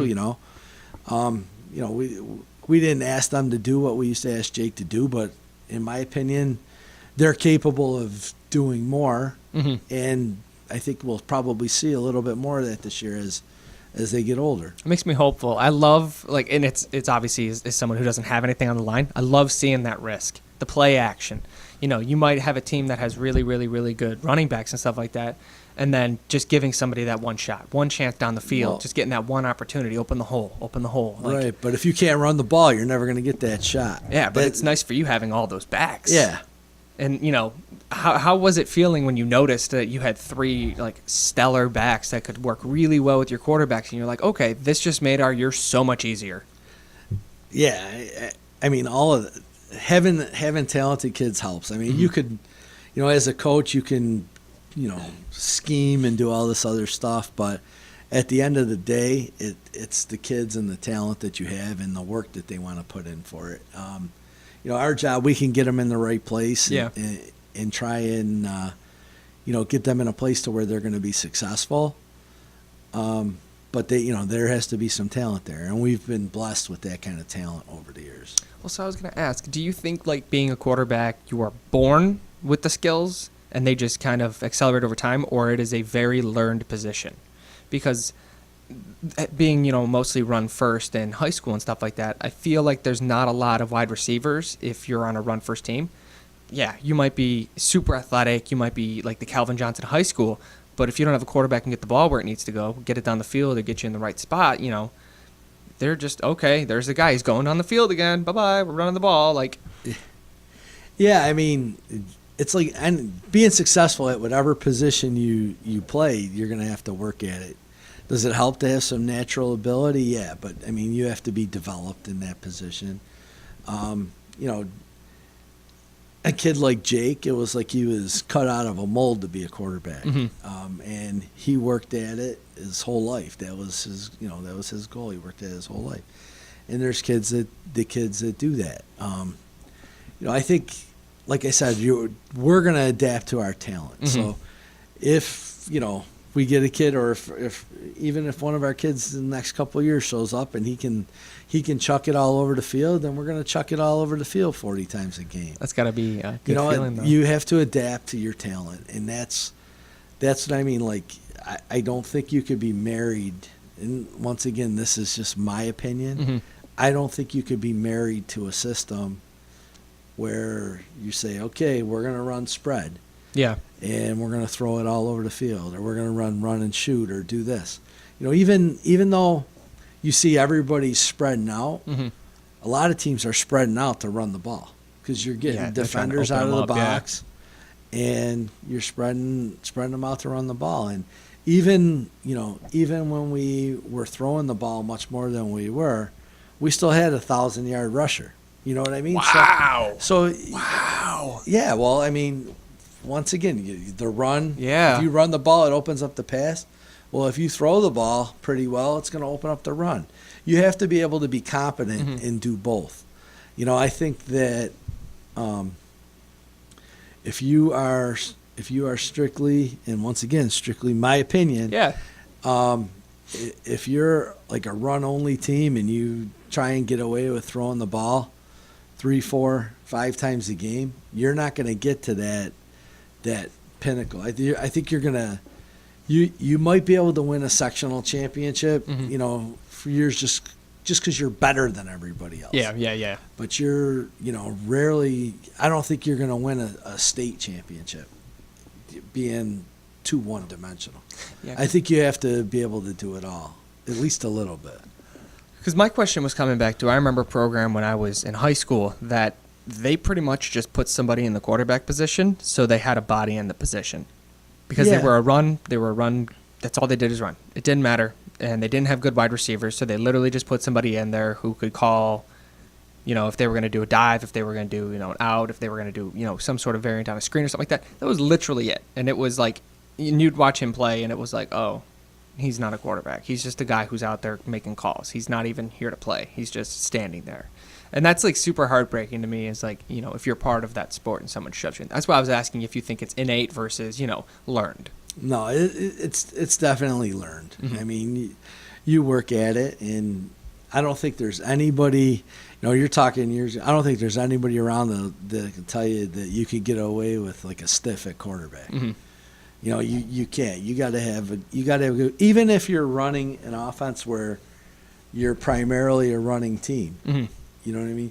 You better have a kid that can make the throws when you ask him to make the throws. Yeah, they got to have that confidence too to be able to get it down the field. Even if you're not chucking it around 20 times a game, if you're throwing it around even 8 or 10 times a game, then he better be able to make the throws that you're asking him. Because that's 8 or 10 opportunities for 2 out of 3. Yeah, absolutely. You know what I mean? And that's just the way it is. I mean, you have to be able to do both if you're going to be successful. So if you had to comfortably build your own like ideal team, like if you when the year happens and you recognize, you're like, this is the team, we're going to kill it, like this is the team I recognize, like would you rather have more running backs that are good, more wide receivers that are good, more quarterbacks that are good? Like, if you had 3 degrees where you have, let's call it 1 through 3, 1 being the best, 3 being the worst, you have a 1, a 2, and a 3 between quarterback, running back, wide receiver. Who would be your 1, who would be your 2s, and then your 3s are just there kind of picking up the pieces. I'd rather have an offensive line. It's the safe bet. Because an offensive line is going to help you to do both. Do you find it often that you get tight ends and stuff like that in the programs? Because I don't really, I didn't realize tight end was a position till, and I've watched football for years. Well, tight end, from, over the years has evolved. It used to just be another lineman. Now you got, guy like Gronkowski or Ertz, they'll Graham. Graham. Yeah, they'll put those guys out in the slot, and they're like a humongous slot receiver that becomes a mismatch for anybody else. For us, we, and we'll just take the last 5 years at Aquinas. The previous 4 years, and this is basically since we had our, our current offensive coordinator. He's been with us, I think, 5 years now. Wow. He's a spread guy. So we didn't even have a tight end in the playbook. Yeah. Up until this year when I says, look, we're going to want to run the ball a little bit more. You need the option for an additional blocker. You know what I mean? Yeah. So, we kind of put a tight end back, and we had a hard time, finding a kid for that position, and traditionally, like I said, the tight end was a guy on the end of the line of scrimmage who could block. He was athletic enough to run an occasional route. Okay. Now, college, pro, they'll put tight ends out in the slot. They'll split them all the way out wide and, create a mismatch on you. It all depends on what you're looking to accomplish. Well, because you get that position also with fullbacks where you can have a blocker or a person who can go out and be viable. So, I mean, in your opinion, what's and it's not saying one's better or not, but which would you prefer to see? An additional backfield guy or an additional guy who's literally standing right on the line the whole time? well, I don't know, whatever's going to work. Whatever's going to work. Whatever's going to work. Because you got to wonder about that, because you don't see a lot of fullbacks in today's schemes. You see more tight ends, but I recall at a certain time there was fullbacks everywhere. Every team had a fullback standing in front of their halfback, and they were just trudging a hole for somebody to step through. Yeah, that's more old school. They've, football's kind of evolved away from that, Mm-hmm. but you're gonna find what's gonna work. And like I said, I don't think that, especially if you're a high school coach, you could be married to any one scheme. You need to, you need to have options out there and be able to adjust. Now, that being said, you got to make that decision early on. You can't really decide in June that all of a sudden you're going to have a fullback and a Mm-hmm. tight end. We decided last year that we were going to have a fullback and a tight end in our offense, shortly after I got the job, Mm-hmm. and I talked to the offensive coordinator, and, for my conversation with him was, he was my guy and I wanted him, Mm-hmm. but you're going to have to be able to adjust and do this. Can you do it? And, what he said was, he actually said, he goes, well, give me the weekend to think about it. Yeah. He was the guy I wanted, Mm-hmm. but we knew that, and trust me, he's so good that he was going to be able to adjust to whatever I asked him to do. It's just a matter if he wanted to, because this was his offense. This was his baby. Now you're trying to tell him what to do. Yeah. Yeah. It's not so much tell him what to do. I want this incorporated in. And listen, you're still calling the plays, you're still doing everything, but I want to have these packages in with a certain amount of stuff out of them. Mm-hmm. And I says, and I go, if you want to do it, you're the guy I want to do this. Mm-hmm. And I go, it's just a matter, and I know you can, it's just a matter if you want to. Yeah. And, he took the weekend and he called me. He's like, yeah, I'm in. Let's do it. Okay. And I'll tell you what, obviously he did a great job with it because, we won 9 games and won a sectional championship. You can't go wrong with that. No, exactly. So that's what I mean. You have to be able to adjust. But like if I had came to him in July and said, Dan, I want a fullback and a tight end, he probably would have laughed me out of the room. Yeah. But I told him in November, and he had a scheme and everything. He had packages all worked out by February. Yeah, because it's not easy. It's not easy. And like I said, you surround yourself with great people, and that's what I have. So that's actually where I wanted to segue into is, as the head coach, a lot of people assume that the head coach is the one who's calling all the shots, calling all the ins and outs, making the offensive, defensive calls, the final ones at the end of the day. So, and you keep reiterating that you surrounded yourself with just gifted people who you're like, I trust you, do your job, do whatever it has to happen, yada, yada, yada. So what do you do? Like, what is your biggest thing that you do? Don't say motivator. I would say organize and manage everything going on around. When I was an assistant with Chris, I did a lot of things that I felt help him out because we didn't want him to get burned out because he's a great coach. He's and he'll be in the Hall of Fame around here before too much longer, and we wanted to keep him around as long as we could. Yeah. So I did a lot of stuff to help him out, but it doesn't even scratch the surface of the responsibilities that come as a head coach. I mean, the stuff that goes across my desk is unreal, and I don't know how all those guys who did it for years did it for as long as they did because it's a lot. And like I said, and I helped Chris a lot with a lot of that stuff. But as far as like the in-game stuff, the time management decisions, I make those. Whether we're going to go for it on 4th down or punt. Okay. Those are my decisions. Okay, that's what I was trying to figure out. That's the kind of decision. That's the high stress stuff too. Well, yeah. Well, it's somebody's. It's my name on the bus. So if I'm gonna, I'm gonna live or die with that decision that I made. You know what I'm saying? Those kind of things. Keeping everybody organized, and then I do call the special teams too. So the one thing that was different was I was able to actually call a fake without running it by the head coach. Oh. Which, I think in 11 years, 11 years with Chris, I think we ran 2 fake punts Yeah. in 11 years. So, Can't go wrong you know, with so that. this year, this year, it was like, all right, I liked the situation. I ran it, and it was successful. And I didn't even tell anybody else on the staff. I just passed it on to the kid that needed to know. So even the coaching staff didn't know. That's cool. And we called it, we ran it, and we got the first down. Oh, I love it. And one of the guys who'd been on staff for a while, he goes, how long have you been waiting to do that? I go, I almost didn't do it because I started looking for somebody to check with. Yeah. And I'm like, oh, wait a minute, I don't me. have to worry about that anymore. That's so cool. You don't see that ever. So that but those kinds of decisions, but. As far as, a play call, I might, say we're in, a 4-minute offense and we're trying to kill the clock. I might throw a hint down to the offensive, say, okay, it's 3rd and 7 or 3rd and 8. Rather than pass and stop the clock, let's run the ball. If we get it, great. If we don't get it, we'll run some more time and punt. Mm-hmm. Just things like that, but I don't never given him a specific play. Yeah, you're kind of giving him suggestions. He's way smarter than I am, so I let him handle that. Mm-hmm.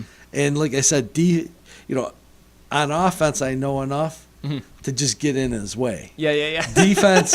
Defense, I'm not very astute on that side of the ball, so I needed a strong coordinator there, and I just let them kind of do their thing. Because I feel like people are going to disagree with me on this, but defense to me is much, much, much more difficult than offense.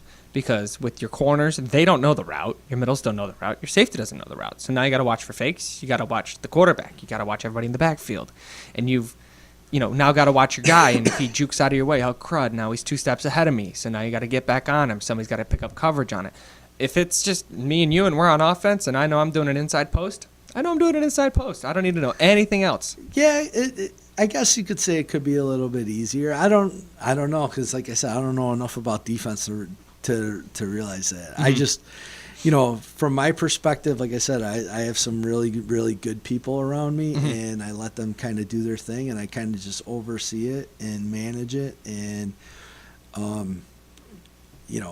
that's your in-game stuff. Your out of the game stuff, it's about building relationships with the kids and letting them know that they're going to be held accountable, for what they're doing. At the end of the day, the idea is to make great people out of them. Mm-hmm. You know what I mean? And that, as far as I'm concerned, is what my biggest role is to make sure that, one, they're always representing Aquinas well. Yeah.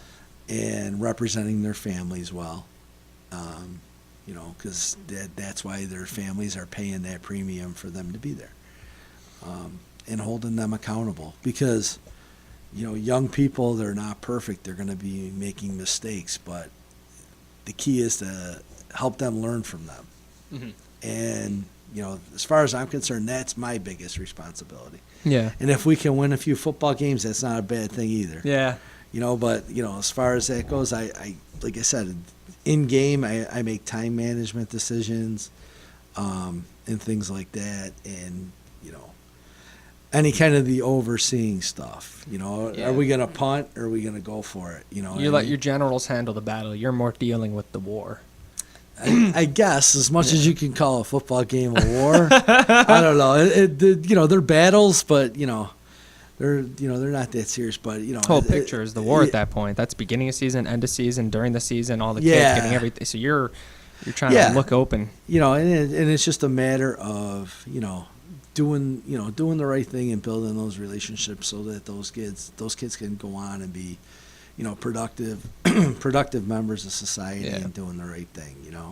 Well, so having first year under your belt, what's the craziest moment for you for this first year, like game wise, like play or series or who you were doing with? And then what is the biggest nail biter you dealt with where you were just anxious, you were not having a good time?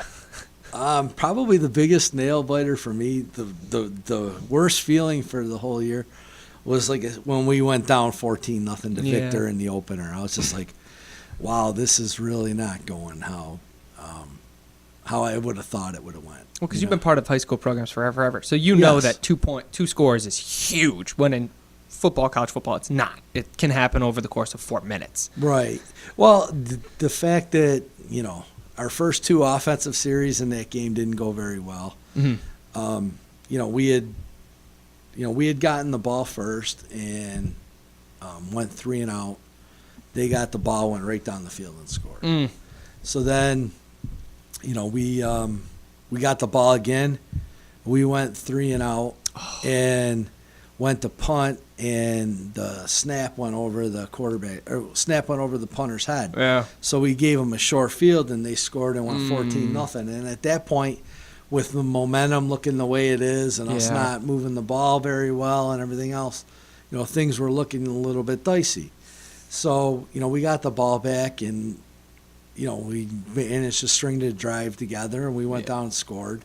So we're good. Kind of restore some confidence. Well, yeah. And then we kicked off to them, and they went 3 and out, and they went to punt, and we blocked the punt. Mm-hmm. So now That's that cool. momentum swings to us. And, 2 plays later, it's 14-14, and it's like, okay, the nail biting's done. And that sequence right around that block punt and when we scored and then went into halftime, that was probably like the wildest time too. It was like, holy crap, the way the momentum turned like it did, it was wild at that Just point. happen at any time. Yeah, and then, the sequence of events in the sectional championship game towards the end when, we had taken the lead on Pittsford, and Pittsford moved the ball pretty well, but we had a bend don't break approach, and we kept them out of the end zone their last couple of drives, and probably like the wildest part was we punted to them. It was late in the game, and we were like, okay, we got to play defense, and we were fortunate enough where a kid from Pittsford made a calculation error. He fielded the punt inside his 10, and they ended up with the ball at their 2-yard line instead of at the 20. So it was kind of like, okay, they got 98 yards to go, with 1 timeout left in a minute and a half, and it's like, okay, if we blow this now, then we're never going to hear the end of it. Unfortunately, we were able to hold on. But. Special teams just seems like such a nerve wrack because once again, like I was saying with quarterbacks, but special teams, you're punting, you're kicking off, you're doing field goals, you're doing extra. I feel like that's probably one of the bigger areas that you can just get broke so quickly if you can't score a field goal, if your kicks are terrible. Well, typically, you get your big play swings there. Probably. I looked this up a long time ago because I'm a special teams geek. I think it was if your team gets a punt blocked, you're going to lose that game 80% of the time. Oh my God, that's a huge number. Yeah, it was something like that because it's such a big momentum shift. You're losing your field. You're losing your field position swing. It was some ridiculous number like that, and that's one of the things that I focus on was we can never get a punt blocked. We punt every day. Yeah. And that was once again that's the whole. I used to have to fight for special teams practice time. Now I can give us as much special teams practice. Yeah. That's the perks right there because you have to have a really good long snapper who can throw long, who can get there accurately, and who can hold down the center of the line really well. And then you got to have a guy back there who can take the long snap and get that ball out of there and down, not just kick it, get it down the field where it needs to go. Yeah, there's a lot of moving parts to that, and we're fortunate enough. We have a volunteer specialists coach. He comes in, he coaches our kickers, punters, and snappers. Wow. You know what I mean? He's a retired guy, and he's he's been a huge mentor for me. Mm-hmm. And, he coaches those kids up on all of that, and that's what he does. He does our specialists. And we've worked together for years because I've always been the special teams coordinator. Now he kind of holds the depth charts and takes care of stuff because I got other things. That's very cool that you have that weapon right there. Just another thing in the arsenal. Yeah, exactly. There, like I said, there's a lot of moving parts and things that make us successful, and know one person, whether it's the head coach, whether it's the star player, Mm-hmm. or anybody else, that's bigger than the entire program. I Yeah. mean, everything that we've accomplished over the years, it's due to a lot of people putting in a lot of time and a lot of hard work. Yeah.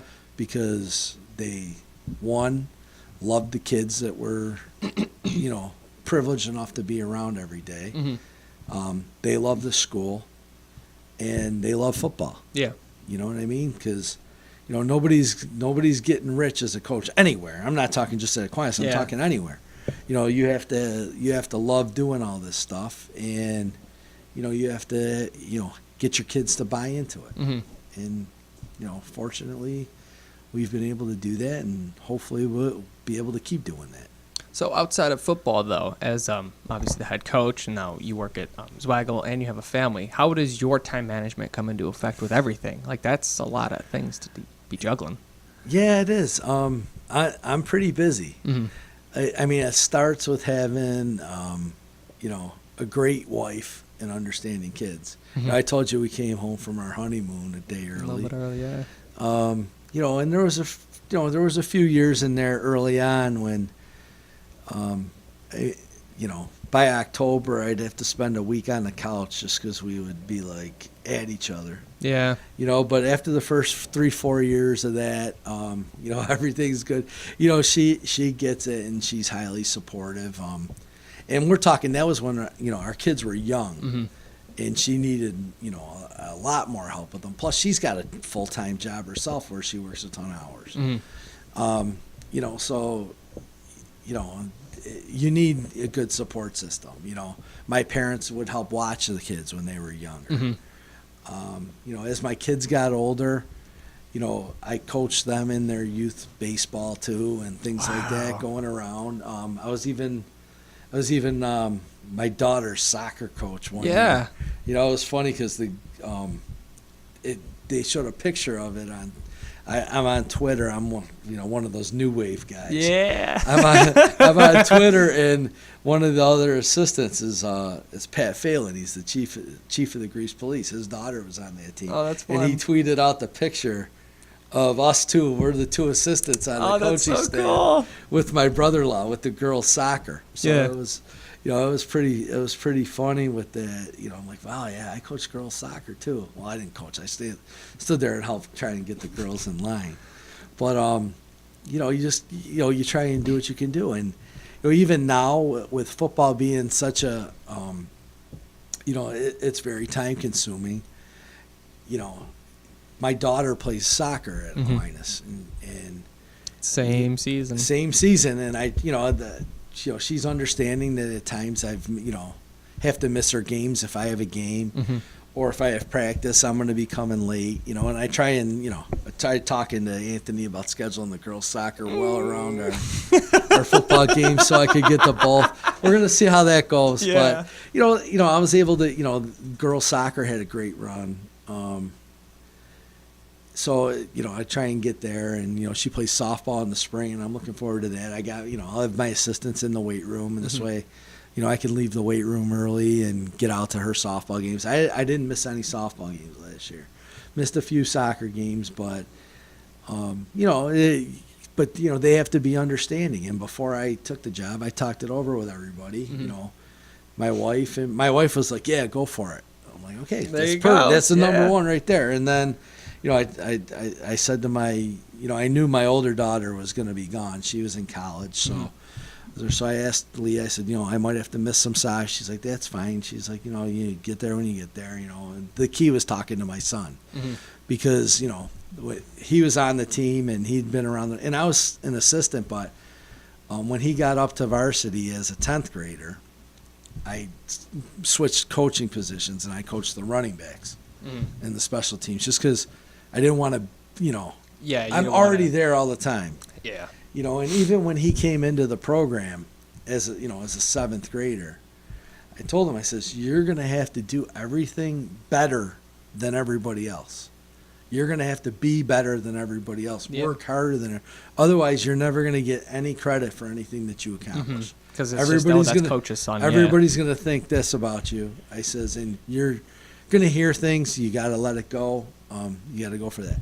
So now here he is. He's going into his, his junior year, and I'm thinking about applying for the job. I'm like, what do you think? He goes, I can handle it if you can. There you go. And as a 10th grader, he had earned the position at starting center on his own. Mm-hmm. And, I had moved over and coached the running back, so I wasn't with him all day. And, he had earned that starting job on his own as a 10th grader. And, and he'll be the first to admit, he was the worst of the 5 linemen that year. Oh. Well, it is what it is. Someone's got to be someone's got to be number 5 of 5, and he was a 10th grader, and that's how it was. He battled and he fought. Won some, he lost some. But the fact of the matter was he had earned it. He was amongst the top 5, and I told you, everywhere you go, you're trying to play your top kids. Yeah. He was the top 5 in that group, and he did it, and he earned it on his own. So he's like, I can handle it if you can. So that's it. I'm like, okay, it's a him, then we'll do it. Do you ever feel any sort of necessary favoritism or nepotism to him? No, I would say it's more out of him. I would say it's probably worse for him.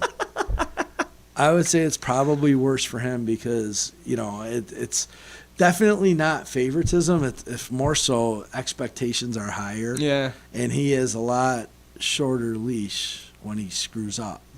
Yeah. It's great that we've always had 2 offensive line coaches, and I was one of them. But the guy who's the main offensive line coach, he's got a great relationship with him, and he's my assistant head coach as well. And it's like, okay, Torch, just you deal with Nick. I'm not gonna deal with him unless it's a big overriding thing. You know what I mean? Probably my hardest adjustment was, because when I was coaching the offensive line, it was easy to watch them in practice. Yeah. You know what I mean? I can watch them. But now I'm watching everything. I got to gravitate away from the offensive line and watch other stuff.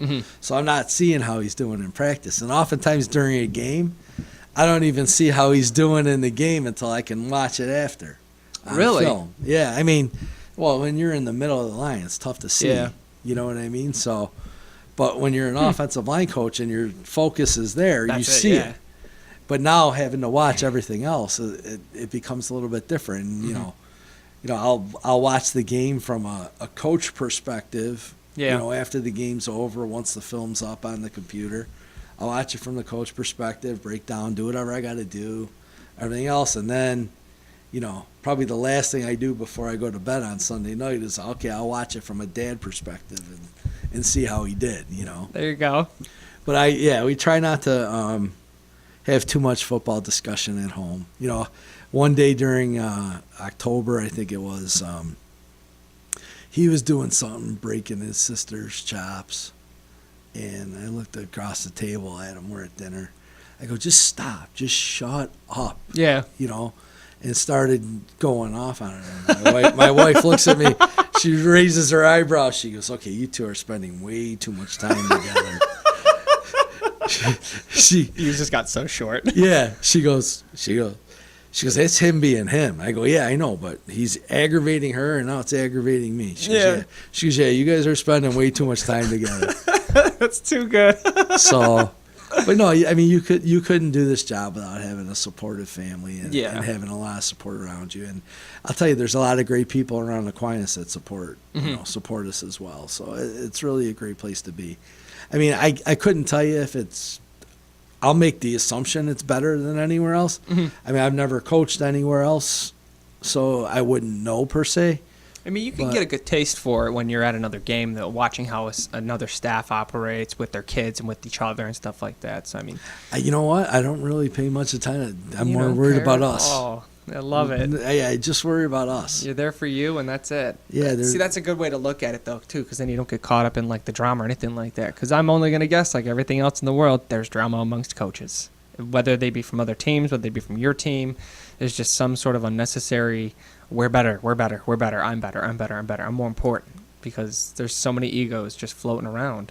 Yeah, there's egos, and that's part of the deal of head coach is to manage egos. Just remember, he's got to be below you. He's got. I don't know. I like I said, I just think that what you have to surround yourself with good people that buy into what you want. And, if they're not doing it, then, you might have to make a hard decision at that point. But I don't see that happening because, everybody kind of checks their ego at the door. And that's kind of what we try and do with our kids. Yeah. And, sometimes, like I've said 3 or 4 times during this, discussion, kids are going to make mistakes and, you don't write them off, but you definitely got to correct it. Yeah. Well, to kind of respect your time and be appreciative of the fact that you came and did this for me, the last thing I'd really like to kind of mull over with you was in a reasonable aspect, because everybody wants to go undefeated every year for the entire time that they're in for their tenure. You seem like a very reasonable person, as well as not only having a great concept for the game, like just a whole mental state for the game. You understand the gives and the takes for the game. So as the coach, let's say reasonably you coach for 10 years. What are your biggest goals and hopes for the team and obviously for your staff and for you as the head coach to try and run down the line based on what you have this day today, what you see down the pipe work, and what you can work towards? All right. I'm going to break it off into 2 things. Do it. My biggest goal is for all of these young men to come out of here and lead productive lives and go on to college and be good fathers, husbands, sons, everything else, and do everything that they're supposed to do. You make sure you write their emails down, because I could text you at home one night. You're like, all right, I'm going to check in on everybody. Well, honestly, that is the biggest goal, and that should be the biggest goal of any coach at a secondary level. Now, to take to the football side of it, I just want to see a group of kids that aren't going to give up. They're going to keep battling, and, you're going to win games and you're going to lose some. I have no expectations. I mean, one of the biggest reasons that I feel I can do this job well is because I don't really have an ego. I could check it at the door. If I say we went 2-7 last year or 2-9, and we got better every week, I can handle it. And as long as, I can look at myself in the mirror for what I did, the record really doesn't matter. That being said, everybody likes to win. Yeah. So, it in winning a sectional championship will never, ever get old. I'm distilling that you have an incredible amount of humility. I don't know. I'm feeling it. It's huge. Like it's I very said, impressive. I guess, maybe, but it's not. I just know that I couldn't do anything that, we accomplished last year, and everything that we've accomplished over the years as a program that I was a part of. I just know that it was a group effort that did it. It was a group effort with a bunch of great kids and a bunch of great guys that are dedicated to that. Yeah. And that's kind of what I want to continue. And, if we win games, that's great. Yeah. You know what I mean? But if these kids are learning life lessons and doing everything that they should be doing, then, my time's not wasted, and I'm having fun doing it. You know what I mean? It's not a bad way to start the first year, though, either. No. And then one sectionals. Yeah, believe me, and it will never ever get old. You know what I mean? I think I've been a part of 13 sectional champions and 7 state championships. Wow. So have any of them ever gone beyond states? No, that's as far as it goes. Okay. Yeah, that's as far as we can go. That's crazy. So as far as that goes, it doesn't get any better than that. I mean, you're knocking on that door first year in. That's huge. Right. It's huge, but, That's why people don't want to play you. You said that. You said that we put our pants on the same way everybody else does. You can say that, but you guys put on fancy pants. Like I said, for me, success is these kids being able to go out and, accomplish a lot in their lives. Yeah. You know what I mean? And if football becomes an avenue for them to get into college for it, and, in some cases they might not be able to afford it or whatever. Yeah. That's great. That's another way that it's helped them. Everybody has a competitive nature, and they like to. Winning is fun, and losing is not fun. Yeah, that's all there is to it. But as long as I can look myself in the mirror and say, I did this right and we lost, then I can live with it. Yeah, You know what I mean? That's part of growing up and being older. Mm-hmm. If you had asked me the same question 15 years ago, actually, I shouldn't say that. If you had asked me the same question before my kids were born, because before my kids were born, I was kind of a yeller. When I coached, I was yelling at, my oldest was born in '99, so 2 years of coaching youth kids and then coaching the freshmen, and then that next year was when my daughter was born. Those first 3 years, I did a lot of yelling. And that year, I coached the freshmen at Aquinas. We were 0-7-1. Wow. For the freshman team. They won the state championship that year. The varsity did, but the freshmen were 0-7-1. Probably the best thing out of it was that same group of kids that was 0-7-1 won a state championship in 2001. So to see that kind of a growth and to see that's what it's all about. That's crazy. That's such a huge switch in such a short amount of time. Yeah, those kids, they were freshmen, and when they graduated in, that 2002, that group of kids. It's got to be so cool being part of that. Like you are developing people into humans as well as recognizing abilities which might transfer into the real world, and then you get to see people who get very, very good at something specific, whether it be academics or in this case football. Like you're recognizing the growth, and that's got to be really cool to witness that, not just with your kids, but with all these different groups of kids over the past however many years it's been. It's cool, it's great, and I'll tell you what, if it wasn't as much fun as it is, I probably wouldn't be doing it anymore. But it's fun going out there and doing it and being with these kids, and they're great kids. Well, after talking to you, I'm extremely excited for your guys next season, and I'm wishing you guys the best of luck, and I'm hoping you can go undefeated this year and go on and try and resolve it next year, because that'd be a great way to finish off the second year, right? Listen, we're going to give it the best shot. That's for sure. Well, if anybody wanted to kind of get a hold of you, pick your brain, talk to you about football or, about the Aquinas Institute, or try to become involved in it in any way, shape, or form, how would people go about getting a hold of you? I guess you could find me on Twitter. The Aquinas Institute, www.aquinasinstitute.com website. We're having a coaching clinic for youth coaches. That's awesome. March 24th, our coaching staff will be. It's up at the school. My coaching staff is going to be giving talks about certain aspects of the game. Of course, I'm doing the time management and the organization and practice planning talk, and I'll let them guys talk about the intrinsic stuff. And by time management, you mean the Atlanta Falcons at the end of last year's Super Bowl? No, I'm talking like just practice planning and that kind of time management. So we're doing that, and anytime, we're practicing every day during the season, and then we run stuff in the summer. But if anybody wants to come out and watch us and see what we're all about, they're more than welcome to come out. Fascinating. Anybody who wants to come watch the games or anything like that, obviously the school, they have everything posted up online and anything like that. And obviously we're looking really forward to next season, and I'm going to be watching real close after having this conversation with you, because it's going to be impressive watching the transformation over the next couple of years, and I'm hopeful that you'll stay with them for a while. I feel like you're going to be really good for this program. I'm hopeful too. We're gonna keep doing it. Like I said, as long as it's fun and they'll have me, I'll keep doing it. I love it. Well, thanks for doing this for me. No problem. I really appreciate your Nice time to meet today. you. Thanks. We'll be back next weekend with Reginald Rogers of RIT's Institute. He's a pretty impressive person. We'll find out next weekend. All right, sounds good. Wow, I don't think I've ever talked that much in my life.